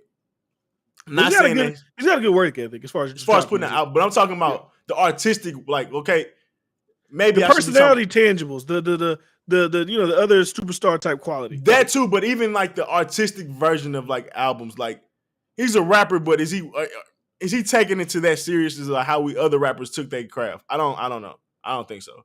Yeah. I haven't heard that from him. But I feel like that way about all artists for the most part in this era. And I think that's the biggest shit too. Yeah. I think numbers are accurate. I disagree with D-Friend when you say numbers. Like, I get that it's 15 to whatever one, but I think that's the ratio because when you think about how easy it is to stream a song, whether it's playing on the radio, whether it's playing in a store, whether it's playing on YouTube and somebody advertise, it's many ways I think you can calculate a stream. So when you talk about how it can add up, I don't think they do that and that number is just completely fucking off. Because they still have value in wanting somebody to go gold, platinum, and silver and shit like that, or diamond. And you still have to have some type of standard. Well, my point, when music was only on CDs, it was like easier to sell CDs. Like you had to be here to listen to this. I have to listen to this. But we only listen to streams. It's like, who gives a fuck about streaming? Everybody stream music though. Most people only stream it like the first week. It's like whatever. But if you buy something, you gotta keep it. Regardless if you listen to it ever again or not, you bought the album, so it counts as one. But like I said, when Taylor Swift sells 185 and Drake sells 48, it's like, if I was an artist, I'd rather motherfuckers buy my shit than stream my shit. If we talking about for numbers purposes. Now, if you're talking about those numbers aren't bad though, because when you see like Drake first day, 90 million people listen, or 90 there was 90 million streams. Who the fuck wouldn't want 90 million streams? My thing is, take away they pure physical sales. Do they still be out streaming? How, like, don't they stream numbers still be very like good? If people want to continue listening to your song. So that's the thing though. People now in the streaming era, people in the streaming era now, they're able to like, okay, this album isn't that good. It was whack. I'm not gonna listen no more. If you bought my album already, it doesn't matter if you think it's whack or not. You already bought it. Appreciate the album sale, whatever. But if your shit is good or it's hype, but then it's trash, we're not gonna stream it no more. So let's be real. So I get your point. You're right. Let's go into this hypothetical. If we only had pure sales and CDs. If we was to compare Drake and the niggas that's in their prime when they were young and not the superstar that they are now, because that's what we people keep thinking about when I say in their prime. No, I'm talking about when they still was running. Like, this is after their prime. This is when we get to look back and see how great they was and say, oh, he had a 10-year run. I'm talking about 4 years into that run, 3 years into that run when he was popping from So Far Gone to Thank Me Later, Take Care. Like, those was crazy run, and he was still questioned on being, is he the next up? Only selling CDs, right? If YoungBoy did the same thing and only sold CDs, would those numbers be comparable? I don't know. I don't think so. I still think you'll be like, this nigga only. So say Drake sold 200, or they were still selling like 300K, 400K in CDs. Drake sold that much. YoungBoy would still be at 100K and 200K, I feel like, with CDs if that was his prime. Like, I don't think he's gonna be. If we was doing CDs only, I don't think he's gonna have crazy numbers. I don't think niggas going to die to buy YoungBoy CDs. If that was the era, if we're gonna be in that hypothetical, that's what I think. I get he doesn't have hits. Like, Water keeps saying he has singles. I mean, he's had songs he put out that's already been out. I mean, I guess if you want to say it's a single, I guess. When I think about singles, I think about like hits. But I mean, whatever. I mean, I ain't gonna dispute that he wouldn't sell physical albums. Not like niggas when they was in their prime. They're like, I was like, oh, what about 50 Cent? But 50 Cent had like I said, I could be wrong. I probably throw this to some flying low type shit for this type of old school knowledge. Because I was like, well, when 50 Cent dropped, I was like 6. When 50 Cent dropped, what and I asked, before 50 Cent dropped, Get Rich or Die Trying, besides all the hypey, whatever he had already, what singles from the album were already out? Like, In the Club was probably already out. Like, what songs were out before that album dropped? 21 Questions, I think. Or if that's that album. Let me see. Like I said, if you're a little bit older, you might remember. I don't fucking remember. If you are a hip hop historian, you might remember, but I don't know. I just want to know what songs were out before the album dropped that were on the album.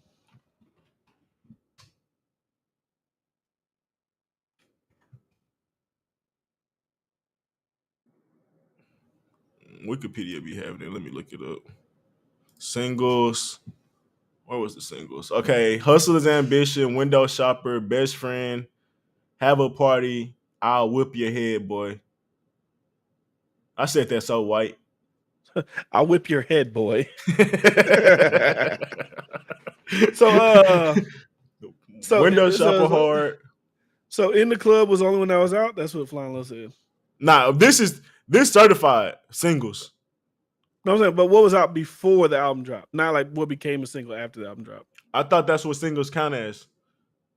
No, you could have a whatchamacallit. Was released as the album lead single. Okay, yeah, what was that? Was released as the album's second single. But you can have singles drop after your album drop. Yeah, I'm looking. Pay attention and focus on them songs. So when did the album drop? Yeah, you're right. So Window Shopper and Hustle and Ambition was the only 2 songs that dropped before the album came out. And maybe that's the only thing I see. Okay. But so my thing too, it's not just the singles, because those are not just the greatest singles in the world, right? I didn't say 50 Cent was back, but I'm just like what do do this thing where he I didn't say I'm just asking the question. I'm not comparing him to YoungBoy. Well, I guess I am, because the thing about YoungBoy is like he never has like big singles or big like big songs that you know what I'm saying, like I don't know. He'll have like Hotline Bling. Even like a Little Baby. He'll have a We Paid like when he drops the album most times.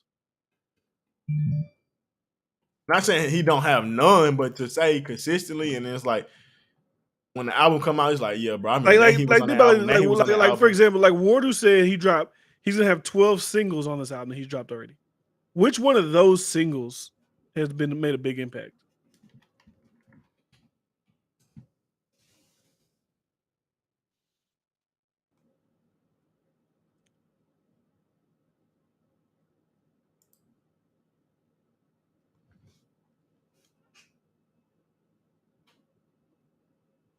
What are you reading? I'm looking at YoungBoy top hits. He has some number 1 hits. I mean, not number 1. He has some top 100 shit. Okay.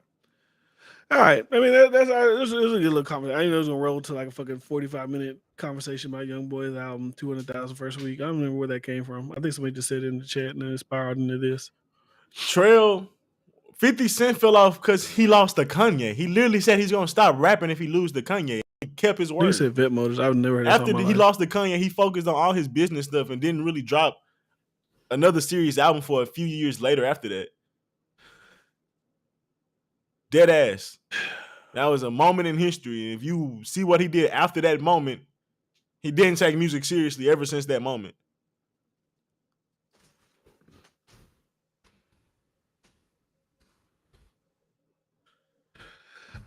I don't think that stuff really matters. It's not even old. It's like you just tell what's a hit and what's not a hit. Like you say hit the tops of the song. You know, Break My Soul. Like you hear that everywhere. Like I don't know what it just doesn't make sense. Wardu, answer me this question, Wardu. If he don't sell more than Future, is that a dub still? Someone that's supposed to be in their prime when Future's not in his prime. If he can't sell more than Future, is that still a dub for him? Bandit, that's Juice WRLD song.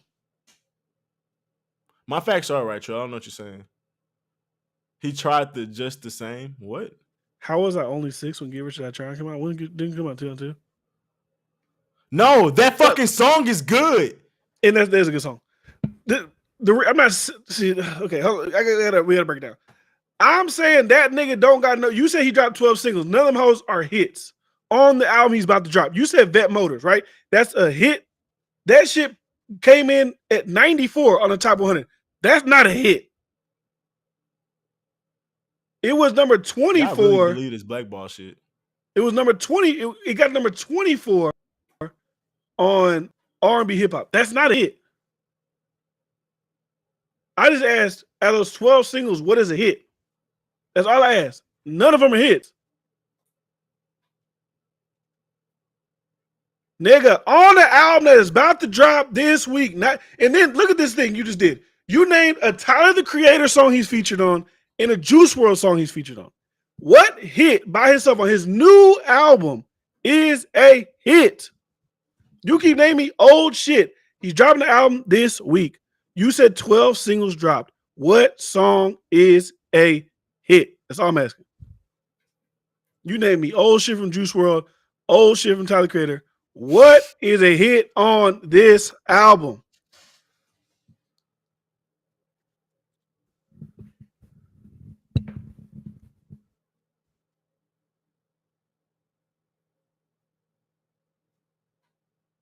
Nigga, You think 50 Cent? Hold on. Fuck 50 Cent. Don't go fuck. Try talking about bullshit. You think a hit is a song that goes number 94 on Billboard? How is that a hit? When has that ever been a hit? It peaked at 94. And on the hip hop charts, which is easy to get high on that shit, it peaked at number 24. How is that a hit? And nobody in the chat knows what the fuck that song is. That's not a hit. Because you like it doesn't make it a hit. Bro, I'm literally... Okay, hold on. I gotta fucking pull this shit up. I'm looking at the Wikipedia right now. Vet Motors is at 94. Let me use it. Can I zoom in on that shit? Let me zoom out a little bit. There we go. Yeah. I think niggas... I don't know if niggas is trolling. I don't know if niggas is trolling or just... I don't know. 94 and 24. Vet Motors. That's not a hit. That's not a hit. None of these other... Look at this. He dropped all these in 2022, right? These are all in 2022. You said I Hate Youngboy. That peaked at 79. That's with the baby. Flossing, 72. These aren't hits. Outperform this nigga in hits. These aren't hits. Peers outperform him in hits. The song he did with Lil Nas X, 67. That's not a hit. See, look, this is what Warder do. He makes no sense, and he says something about dick sucking. You just said it had 12 singles on it, and none of them hoes are hits. I'm speaking of fact. You speaking this young boy, maybe just on the internet meme shit. I don't know. Maybe you trolling or whatever. Like I said, I'm not like too much older than you, but I don't really do the trolling shit. Why are you saying sincerely? Nigga, you just said he's dropping an album this week. Has 12 singles on it. I just asked you a question. What of them songs are hits? You told me Vet Motors. Vet Motors is right here. That's not a hit. In the history of music, when is a song at 94 ever been a hit? Just answer me that question. If Drake dropped a song and it would hit 94, y'all niggas would not say it's a hit.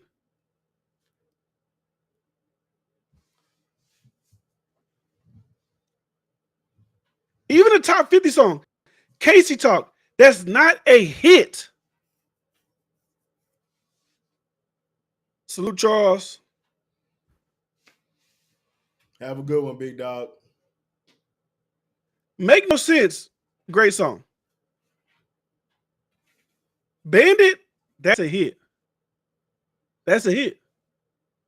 Outside of that's good. That's good. 3 times platinum. So you think this song right? So if you think those aren't hits, I think we're lumping this shit with hits.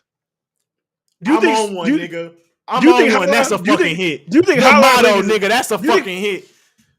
I'm not gonna go. I ain't gonna say. I'm saying. You think Hotline Bling is a hit? Like, you know what a hit is, nigga? Like, you just said a song that peaked at 94 was a hit. Do you think this song, One Shot, featuring the Lil Baby, is a hit record? DNA is a hit. Is it any top song feat is a hit, bro? That's not a hit. No, that's not. Any song that hit 50 is not a hit at all. That's not a hit at all. If that's what you compare a hit, it's a low level hit. If you're gonna be like that's a hit, you think I'm comparing that to some DNA? You think I'm comparing that? Come on, like we talking about hits. I'm not deflecting. That's not. I'm telling you what I'm saying. That's not a hit. We know. Take your L, bro. Young boy, cool, but superstar. Next up, listen, I'm not trying to compare him to Kendrick, but we talking about hits. We gotta be like we're talking about hits, bro. What are you talking about? Hits. Hits. Poetic Justice. Hit. Well, yeah, that's a hit. That's a hit. 26 hit. 17 hit. That's a Jay-Z. 32 hit. I don't think King Kunta is a fucking hit. All right. I mean, that's like I can see 81. That's still a bigger song than any fucking songs. I guess you can find songs that are, people like. Bro, stop. Fuck that classics shit. Or whatever. If we only gonna compare rankings, that's bullshit. We know the fucking relevancy of songs. Yeah. All Right is played on playoff music. You're gonna get All Right played in fucking movies and shit. Stop it. Don't get that nigga no leeway. Fuck that shit. Young boy mid. No, what do you mean? You don't think I can? You don't think I can go on Billboard and say the same exact thing? Like, stop it. It's dumb shit. I ain't got time for dumb shit. I'm done. Like, nigga, ain't all forms edited? What's the point? You just be talking, man. I ain't got time for this shit. You misunderstand. Nigga, my granny know who Drake is. Why? Because there ain't nowhere she can't go without hearing that nigga. Nobody fucking knows NBA Youngboy when it comes to a superstar level. Hold on. I'll just go to it because Warder said. So, Warder, you said we go as an edited form. We saw Vet Motors on that edited form was 94, right? Here's your all savior Billboard. It's still 94, big dog. Think about that. That's barely making the Billboard. Barely. Bro, it's not a hit. You know what do you consider a hit record? We got a few hits. We all know in this chat right now. I'm talking about right now. Fuck back in the day. We're talking about this year. Gremlin. If I asked a million niggas, have you ever heard Super Gremlin or Vet Motors as a hit? If I ask niggas, have you heard Wait For You with Future? Like, we know what hits are. Fuck nigga free. Like, why we playing this semantic? We know what hits are. Why are we playing this semantic? We know what hits are.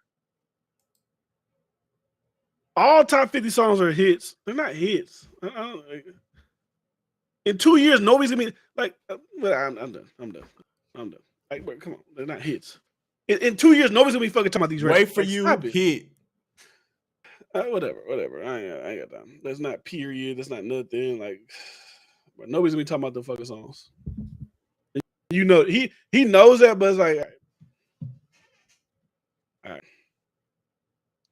I'm scrolling through all these songs on here that are like higher than Vet Motors, and unless you're an NBA Youngboy fan, you wouldn't consider these hit records. Like, stop it, bro. You fucking just talking. Like Smoke Strong, is that a hit? Hold Me Down, is that a hit? Time I'm On, that's not hits. I mean, whatever. I ain't gonna fuck. I know what I'm talking about. We know a hit record. Like, I don't know if this new term of hit changed, like satisfying artists. Like, oh, I know it is a hit. All right. Wardu, if all those songs was hits, he'll be having 300K plus. Fuck a black ball. Plus, it doesn't have to go platinum for it to be a hit. Okay. If your metric is just any song people like is a hit, you got it. Every song's a hit. Everything's a hit. All right. You got it. Ranking is not the only metric. That's what you're failing to realize. We're also talking about, nigga, do you hear it? When he brought up Beyonce, Break My Soul, it's not because it's charting number one, it's because you hear it. Like, when you see Drake songs go number one, you also hear it. His shit charted 50, but who heard it? It's a lot of other songs that charted, but who really listening to that shit? On a superstar level, Wardu. Superstar hits. Like, there's hits for young niggas. There's hits for what we talk. Y'all say this nigga a superstar. Y'all say he's on the potential to be one of the GOATs. So I'm comparing him at a superstar status in a young nigga prime. When niggas go crazy in the beginning. Like, can't name a nigga that's rapping that don't have a great start for the most part. So we possibly be seeing his greatest right now, and it's only producing 200K. That's not superstar status, big dog. Like if we say, okay, like we'll take the numbers out, right? Take the number out. We'll talk about impact. Vet Motors was 94. It's a hit, not a superstar hit. Crew Love is 80. Do you think Vet Motors will be as impactful as Crew Love in 10 years from now?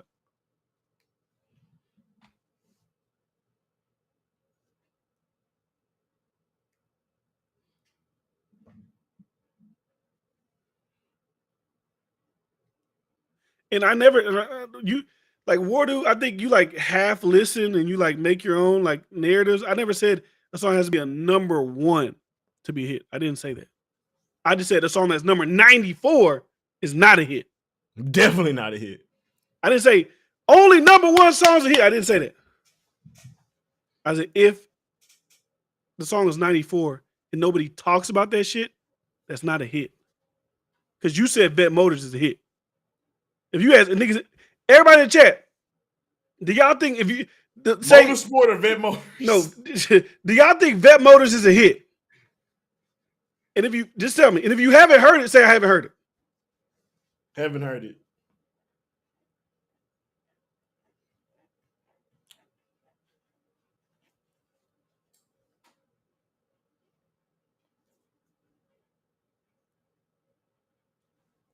That's the only point.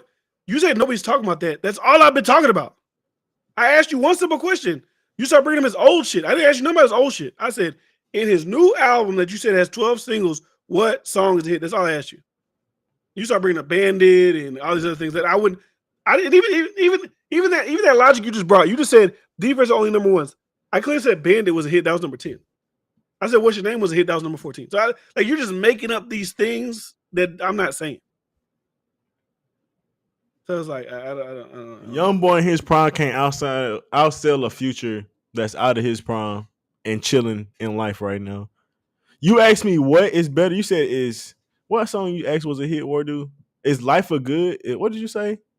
Life is Good is a hit. What are we talking about? That shit is better than probably anything Young Boy's dropped recently as far as superstar hits. I'm not saying he don't make good music. I'm not saying he don't make probably songs that his fan bases love that they think is a classic. I'm not arguing that. But we talking about superstars. And when it comes to superstars, I can't do the type of shit. Hop on. He gonna get washed. I can't do the type of shit. Hop on. He gonna get washed. I can't do the type of shit. Hop on. Because I don't know what point in the conversation you at. I might get something to drink. All right. Shit.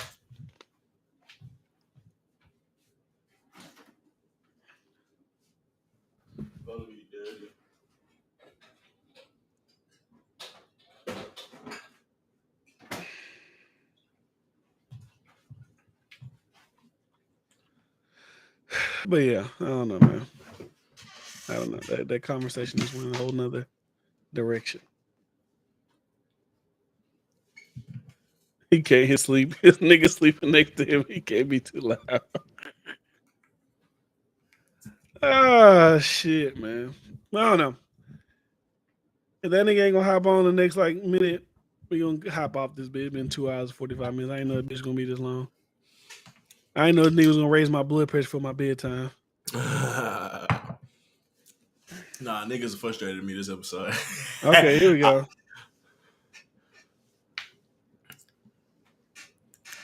You hear us? We can't hear you. This nigga don't know how to work technology. We can't hear you. I see your thing is moving, but your sound ain't coming through. Nigga struggle war dude. That nigga struggle every time. Yeah. Oh. Yeah. Make your case, nigga.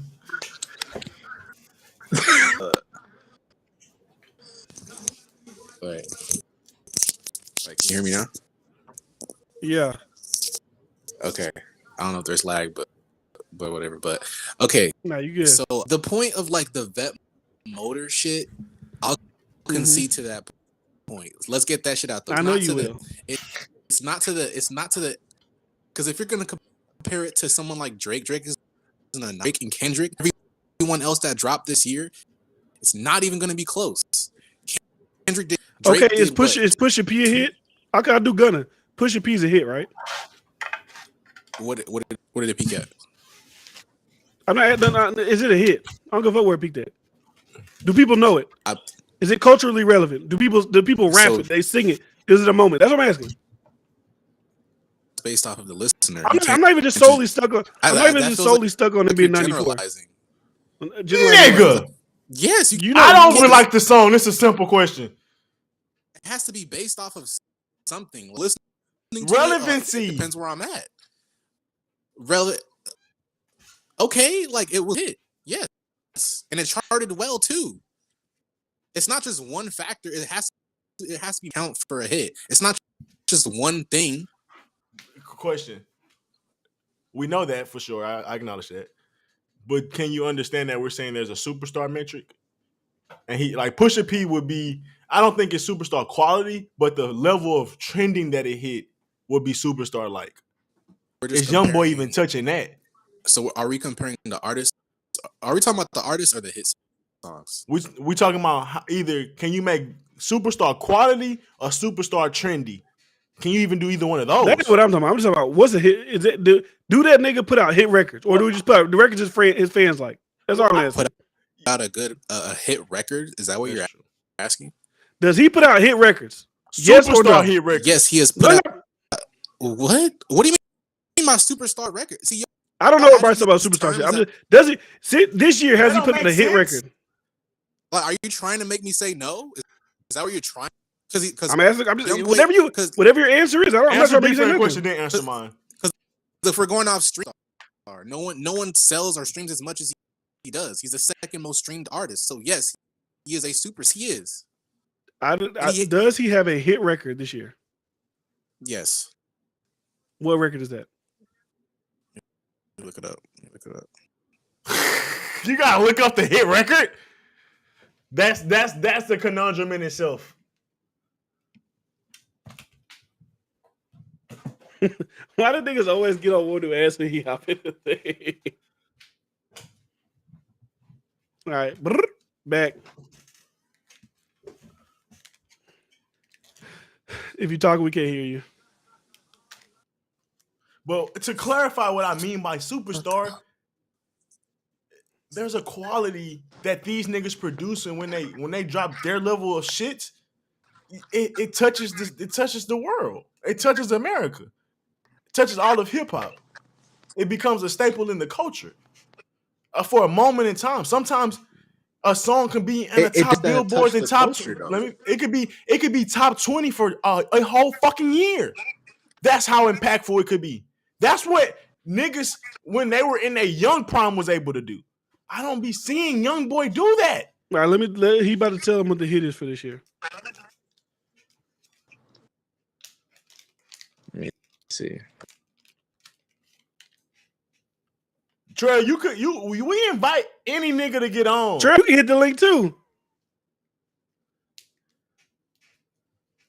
Nigga act like we just send it to Wardu.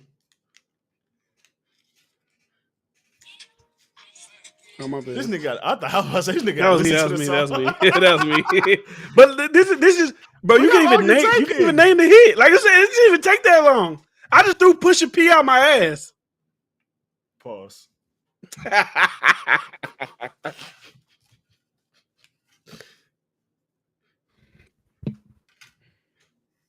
was a nasty laugh. I think Wardo got his Wi-Fi back fucked up. He lasted a good little stroke. All right, calm down. Pause. You know, it may be a 2-minute pumper when it comes to getting on. We're gonna give Wardo one more chance, please, Case. If we can't get his shit together, we're gonna end the stream for the night. That's all I mean. Nigga, when Kendrick was in his prime, when Drake was in their prime, when they make music, that shit lasts and it'll be on top of the mainstream billboards and it'll be in the range, your ears constantly for months to years. You're not getting that from young boy music. Bro.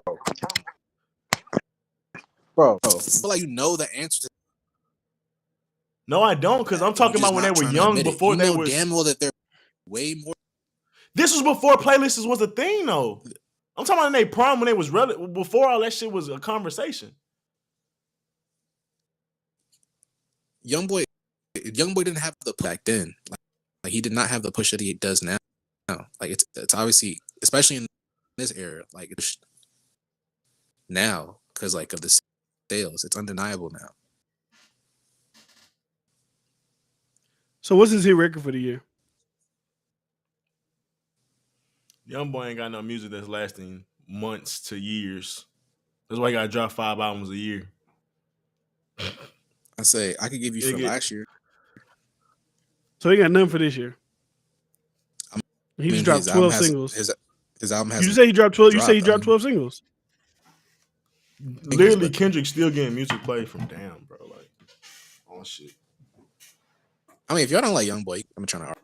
No, we gonna run back to that bullshit. If you don't like this, if you're light skinned, no, you just told me he dropped 12 singles and none of them hits. I'm just asking what's the hit. And you tell me last year, but he dropped fucking 15 songs here. I'm just asking what the hit is. That's all I'm asking. It's okay. Just say he don't got no hits for this year. He ain't got no hits. Yeah, and it's irrelevant if we like him. That's simple. I cannot like somebody like Bryce. Don't like pushing people. He ain't gonna say it's not a hit. You can't not say that. There's a lot of motherfuckers I don't like and they irrelevant. I'm not gonna say he's not good. I'm not gonna say he don't have a big fan base. I'm not gonna say his number 2 streaming don't make sense at all. I'm not saying that. But his music, it ain't hitting like that. Not on a superstar level. Because it's context. You got to put levels to shit. Of course this shit hitting. He wouldn't be selling 200K if it wasn't hitting. But 200K ain't superstar numbers in no era. Not even in this one.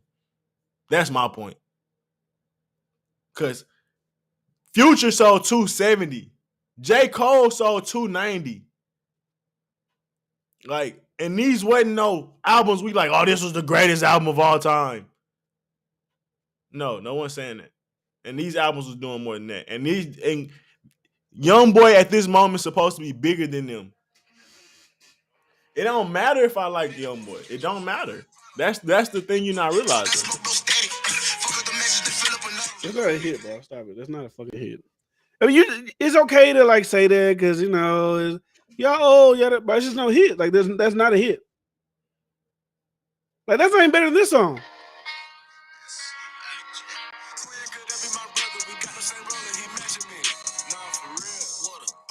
Like that nigga ain't got no hits. That's it. You gotta be old, young, old, fucking dead in the ground.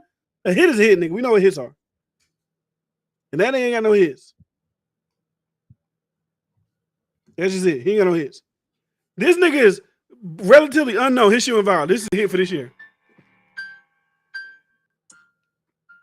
I literally said bestie and hit, and they ignored it. Those aren't hits, is what I'm saying. Y'all know they not. Y'all niggas know what a hit record is. Why are we acting like we don't know what a hit record is? Not a song y'all niggas like from somebody. A hit record that if I ask niggas in the street, what are the top songs this year? They gotta be number one. What are the most played, listened to, rememberable songs this year? That nigga don't got one. Stop it. Y'all know what hit records are.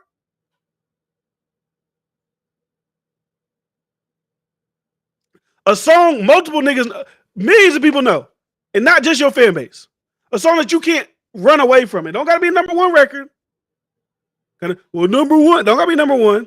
Hits always go outside your fan base. We know what a hit is. I like it always go outside your fan base. Superstar hits. Maybe because you Bryce have a keep hit losing in your me. fan Bryce base. keep losing me. He's a superstar. I don't know what I don't that means. understand.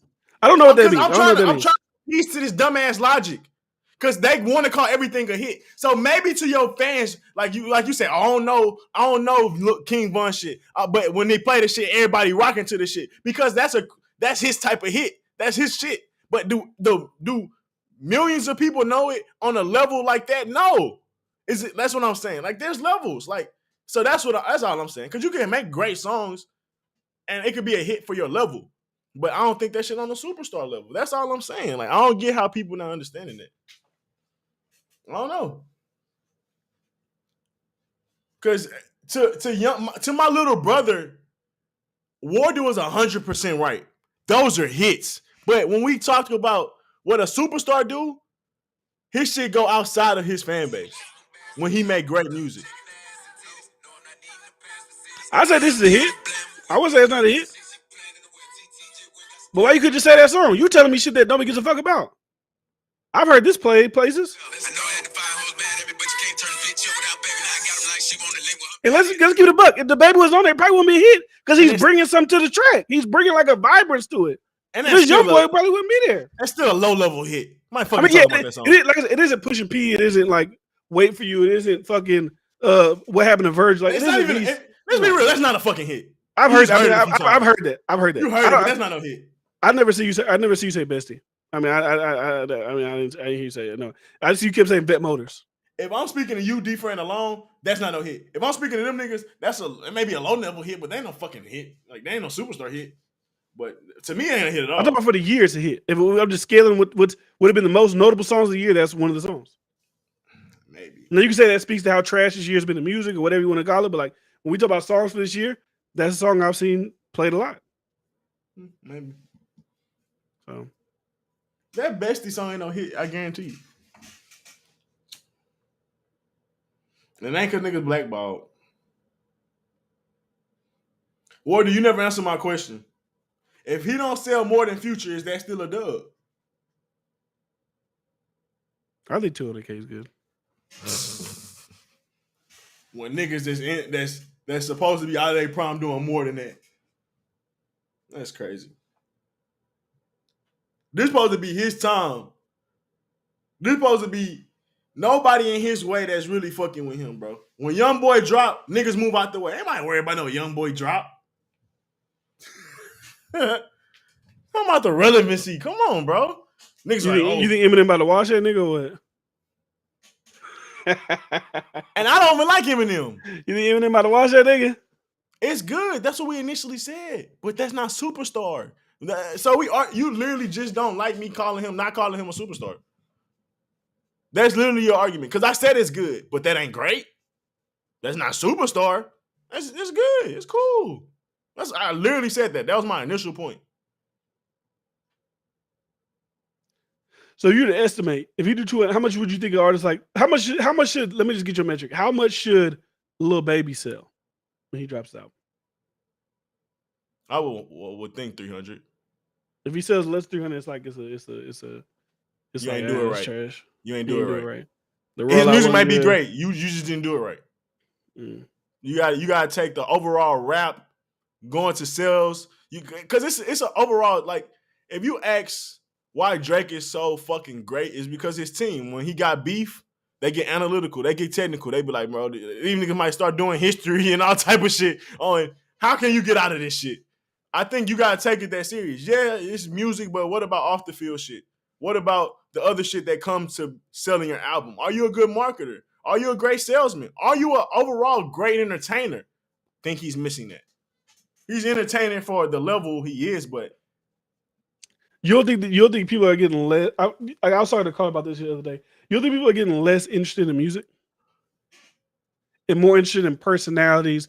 That like I said, like kids. You think kids care more about musicals acts like Lil Baby or listen to motherfuckers like Sneeko, Andrew Tate, Fresh and Fit, like anybody, any YouTuber, it got to be the commentary niggas, YouTubers that they like, KSIs, Simon. You don't think they're more interested in them than music in today's society?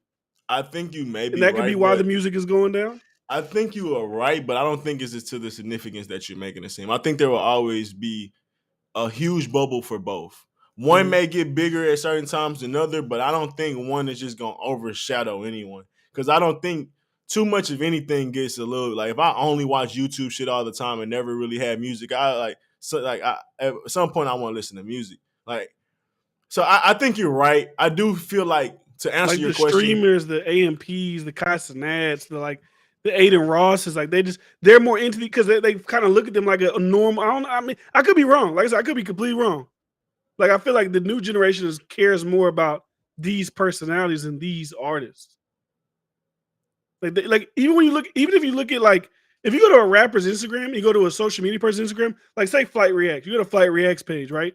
He'll get 300,000 likes, 10,000 comments. Most rappers couldn't even dare get that type of engagement. So it's just a question. I'm not saying that I'm right or wrong. I think I'm you're just right. I'm just posing the question. I think you're right, but I think that goes to who's more entertaining, not that rap is dead or music is dead. I think you're being outplayed by YouTubers. You niggas lack personality because it's the same recreated shit. Mhm. Yeah, that's more of it than niggas being creative, niggas showing personality. Because when Wiz Khalifa doing day to day is unmatched. A part of Young Boy being big is him being on YouTube heavily, and people get to see his day to day life. I give him credit for doing that. I think he got to develop his character to go bigger, but I think if a rapper really want to be taken seriously, you have to like show personality. You got to be entertaining. You got to show more than just I'm just this cliche rapper person. Like that's boring at this point. We've seen too many rappers come and do so much more than that, bro. And then, like you said, you got other competition for other entertainers and shit like that. So Yeah. You gotta you're think right. I these agree with you to a streamers, certain degree. these streamers are streaming like fucking 6, 8, 9 hours a day. Why do I need to listen to music if I'm just watching my favorite streamer? I don't give a fuck. I just replay their streams. I'm watching their clips on YouTube. I'm doing all this type of shit. I don't need music. And then with that, you commenting, you following the drama, you following the beef. It's like we used to follow the rapper beef, but now we just following the streamers and the this and that, like all that type of shit. No, you So I just probably feel like right. do kids really not give a fuck about music as much anymore? It's Probably like play games. they'll Going listen. into They're that like too. then they'll listen to it with their favorite streamer on the first night. Like they'll go watch Academic stream it or whoever Aiden Ross does some streams. I think sometimes too, and then they'll just be like LLL dub dub dub. But they don't even give a fuck about it. It's like whatever. It's like listen to the first night and then back to watching my nigga stream. I mean, for let's be real, you may be right. Maybe it's not even a consumer thing, but I think what Chloe, the twin said or the sister said, it was important. She was like, if you really want to make money, you do stuff outside of music more than Yeah. music. Like, so I think that's how most rappers take music at this point. Do it to get a certain brand, but at that point, you become a social entertainer, or you become even if it's with rap, constantly. Like T Grizzly. Yeah, T Grizzly got his platform from rapping, obviously. Now he took that streaming shit, ran with it. He's doing, but yeah, and even to a lesser degree, you can still be involved in rap, but you just don't take rap seriously. Like no, you he can still be. raps, but it's Oh, like okay. Yeah, I forgot he still rap. Yeah, he so still yeah, rap. so I think that's kind of the approach. Is like we see that rap money ain't that lucrative. All this industry beef shit, all that. So yeah, when you tie all that shit to it, that probably could lead to the passion in music not being there, the lack of creativity. All that could be a part of that too. So and then when you talk about YouTubers and Twitch, they got the freedom to do whatever the fuck they want. That's hard to compete with. So off that alone, you might be right, bro. You might be like I used to have my I'm trying to tell you, just wait, nigga. You may be onto something. I might have to get. I think I can see what you're saying, bro. I ain't gonna lie. Like when you compare a new streamer to a new rapper, like they come out at the same time. I don't think it's like too many more. I can't look at these rappers like even let's look past YoungBoy and them, right? I can't see who's gonna be the next rap super. I don't even know if there's gonna be another like rap superstar. Yeah, I don't know. And let's be real, rappers going to Aiden. Rappers be going to these YouTubers to get more clout. Yeah. They kind of need each other. NLE Chopper did a song with Kai Cenat, and he just did the same verse. He been rapping on Twitch for 12 years on that song. And out of that whole song, the only part I ever people play is, I mean, obviously because it's a meme, but still, it's Kai Cenat part. That's it. You might be right, bro. Unfortunately, because I think music. And also, kids probably look at it like, I could probably be, like, back in the day, people maybe they want to be rappers. Now you want to be a streamer. You want to be a this. You want to be that. Like, the metrics of what is cool is changing as well. Will there never be another rap superstar? That would be crazy. Who knows?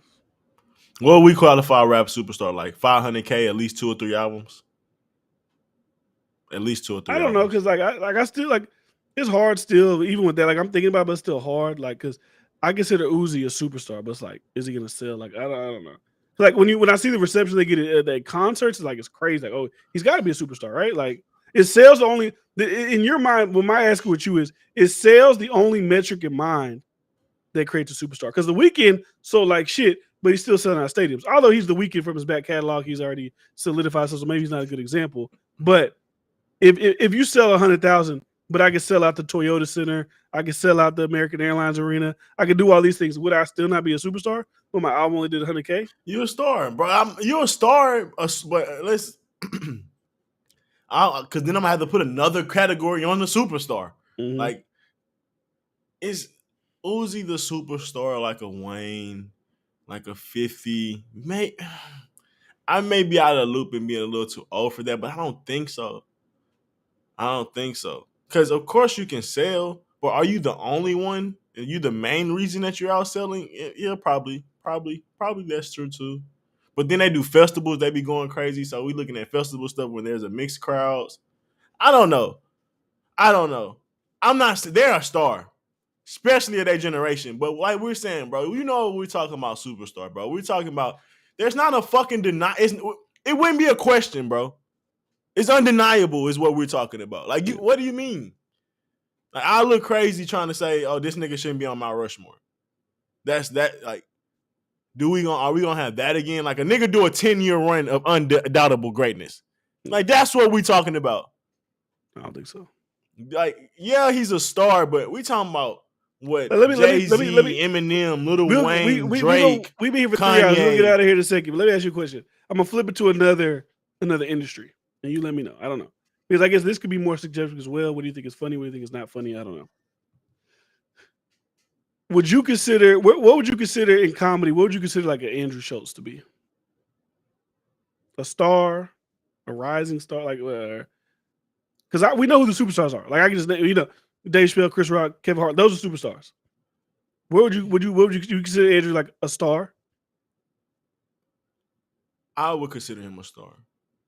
But when we could talk about the grand scheme and scopes, he's like an all-star. Mm-hmm. Do I even think he would be a superstar? He could be. Not old people die off, maybe. Stays consistent. I haven't seen stand-up shit that's worthy of that. Did you watch the last special? Last one, I don't know. The infamous one that just came out? It just came out. You had to buy it. Okay. It was like $15.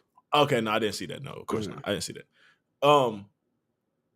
But even he would have to do I just don't think he got that when they talk about being a superstar. It's interesting. I don't know. I don't know. Like, because Joe Rogan is a superstar, but like, I don't think none of his comedy is funny. Oh no, not because of stand-up though. No, but he's a superstar in comedy. He sells out. I mean, we're talking about sales. Because the only thing I can really gauge, I guess you can gauge comedy off on classic specials, quotables, but I don't know, maybe he's like more white people funny. But he does all the sold out shows that the Chris Rocks and the Yeah, but I mean, he's still gonna sell out just because his name, though. Still, but yeah, like I said, I could be wrong. Maybe the Joe Rogan is heightened his comedy career. Like I said, I could be wrong. I'm not well versed in his comedy, but I wonder, was he doing those type of venues before Joe Rogan podcast blew up? he was doing big venues. Joe Rogan's been around for a minute though. No, he's been around for a while. He's been in a lot of TV shows. I was just watching a movie with Joe Rogan, was just in. I was like, damn, fucking young ass Joe Rogan. Like, what the fuck? Like, and I don't know what movie it was. Oh no, it was a TV show he was on. It was a TV show. It was like, so if I was to say comedians who I believe are superstars, and I even name some people outside the black community, and maybe he's not a superstar anymore. I would say at one point, what's that dude's name? Dan? Was it Dan? He's a white dude. He looks like shit now. I don't remember his fucking name. Anyways, Fluffy, superstar, yes or no? Gary Lake Glacier is a superstar. He did like a stadium. Like, I can see that. Like he's like, you can't even say it. He's a superstar. I can see that. But I guess I can't get to the comedy superstars. I don't know. It's hard. It's hard with comedy. I probably can only name like black people I consider because I consider like Martin Lawrence a superstar, but maybe in the world of comedy, as far as like numbers wise, they wouldn't consider him a superstar. Nah, comedy hard. Comedy are hard. Because like, do you know who Russell Peters is? I think his name is Russell Peters. But he's like the highest grossing comedian as far as money. So it's like, I don't know who that is, but in that world, he's probably a superstar. But I just don't know who he is. Or at least I know who he is, but I just don't know his comedy. So I guess maybe that one's a little bit more tricky. So yeah, and then all of those dudes you name have went on. They've been relevant for a long ass time, for the most part. Yeah. And I'm not saying Young Boy won't be relevant for 10 years, but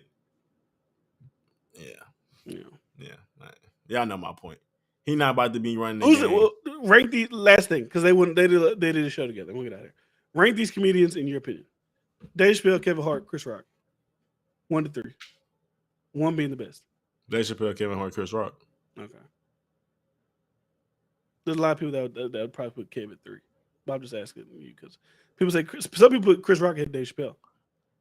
Chris Rock would rank towards my lower on the funny comedian scale. Like, he's funny, he's creative. Like, I've heard him live, and he can joke, he can cap on anybody. I've heard that. Heard him go. He got on Patrice O'Neal ass, funny as shit. But stand up, always been a miss for me.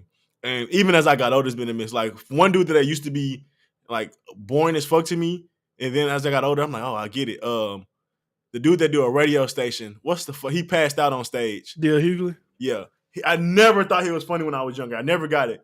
But once I got older, I got his like social conversation topics. I got how he had his point. I was like, oh, I get it.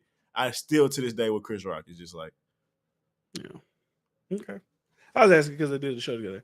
I think I would have that same. I don't know. Like, what's Chris Rock top stand up, Flying Low? Oh yeah, I think Black. What was it called? Bigger and Blacker. I think bigger and blacker. That shit ain't it. Bigger, is it right? Bigger and blacker. Blacker the berry, sweeter the juice.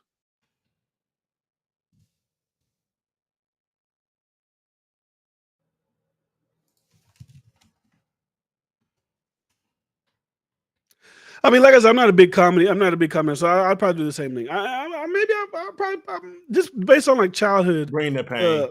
just like childhood nostalgia, not even nostalgia, but like just childhoodness. I may even put Kev in front of Dave Chappelle. Like I'm not counting like the Chappelle show, just off stand up. Like I think maybe his later shit hasn't been that great, but I remember back when I first discovered Kevin Hart, that shit was the funniest shit in the world. I think I'd have to put Kevin Hart number 1 because I've never watched a comedy special that made me laugh more than I've watched Kevin Hart. And probably the only other one that would be like that, I would say personally, would be like Cat Williams when he was on his run, and he was like going crazy doing middle school and high school. Bernie Mac, Cedric the Entertainer, Eddie Griffin, Eddie Murphy, even Mike Epps at certain times. Fucking, you know who gets me, bro? Fucking that crazy motherfucker. He got a radio show. He be talking about abortions and shit. Who, Corey Holcomb? Huh? Corey Holcomb? Yeah, Corey Holcomb. That motherfucker funny than a bitch, dog. He funny than a bitch, bro. I mean, to be honest, a lot of them lower. When I say lower tier, I don't mean like they're trash, but like people that are less known and not as world. They're probably a lot funnier than the people that are at the top. They're more raw. They're more, There's some people that don't. Like Corey, like you Yeah, said, Corey some of Holcomb's them, probably yeah. like funnier than a lot of people. He's just not like doing stadiums Yeah. and shit like that. But anyways, whatever. That's all we got. Appreciate y'all being here for 3 hours. If you be here the whole time, appreciate you. It's 1:00. Time to go to bed. Got shit to do tomorrow. Appreciate y'all for being here watching live stream the whole time. We'll be back soon.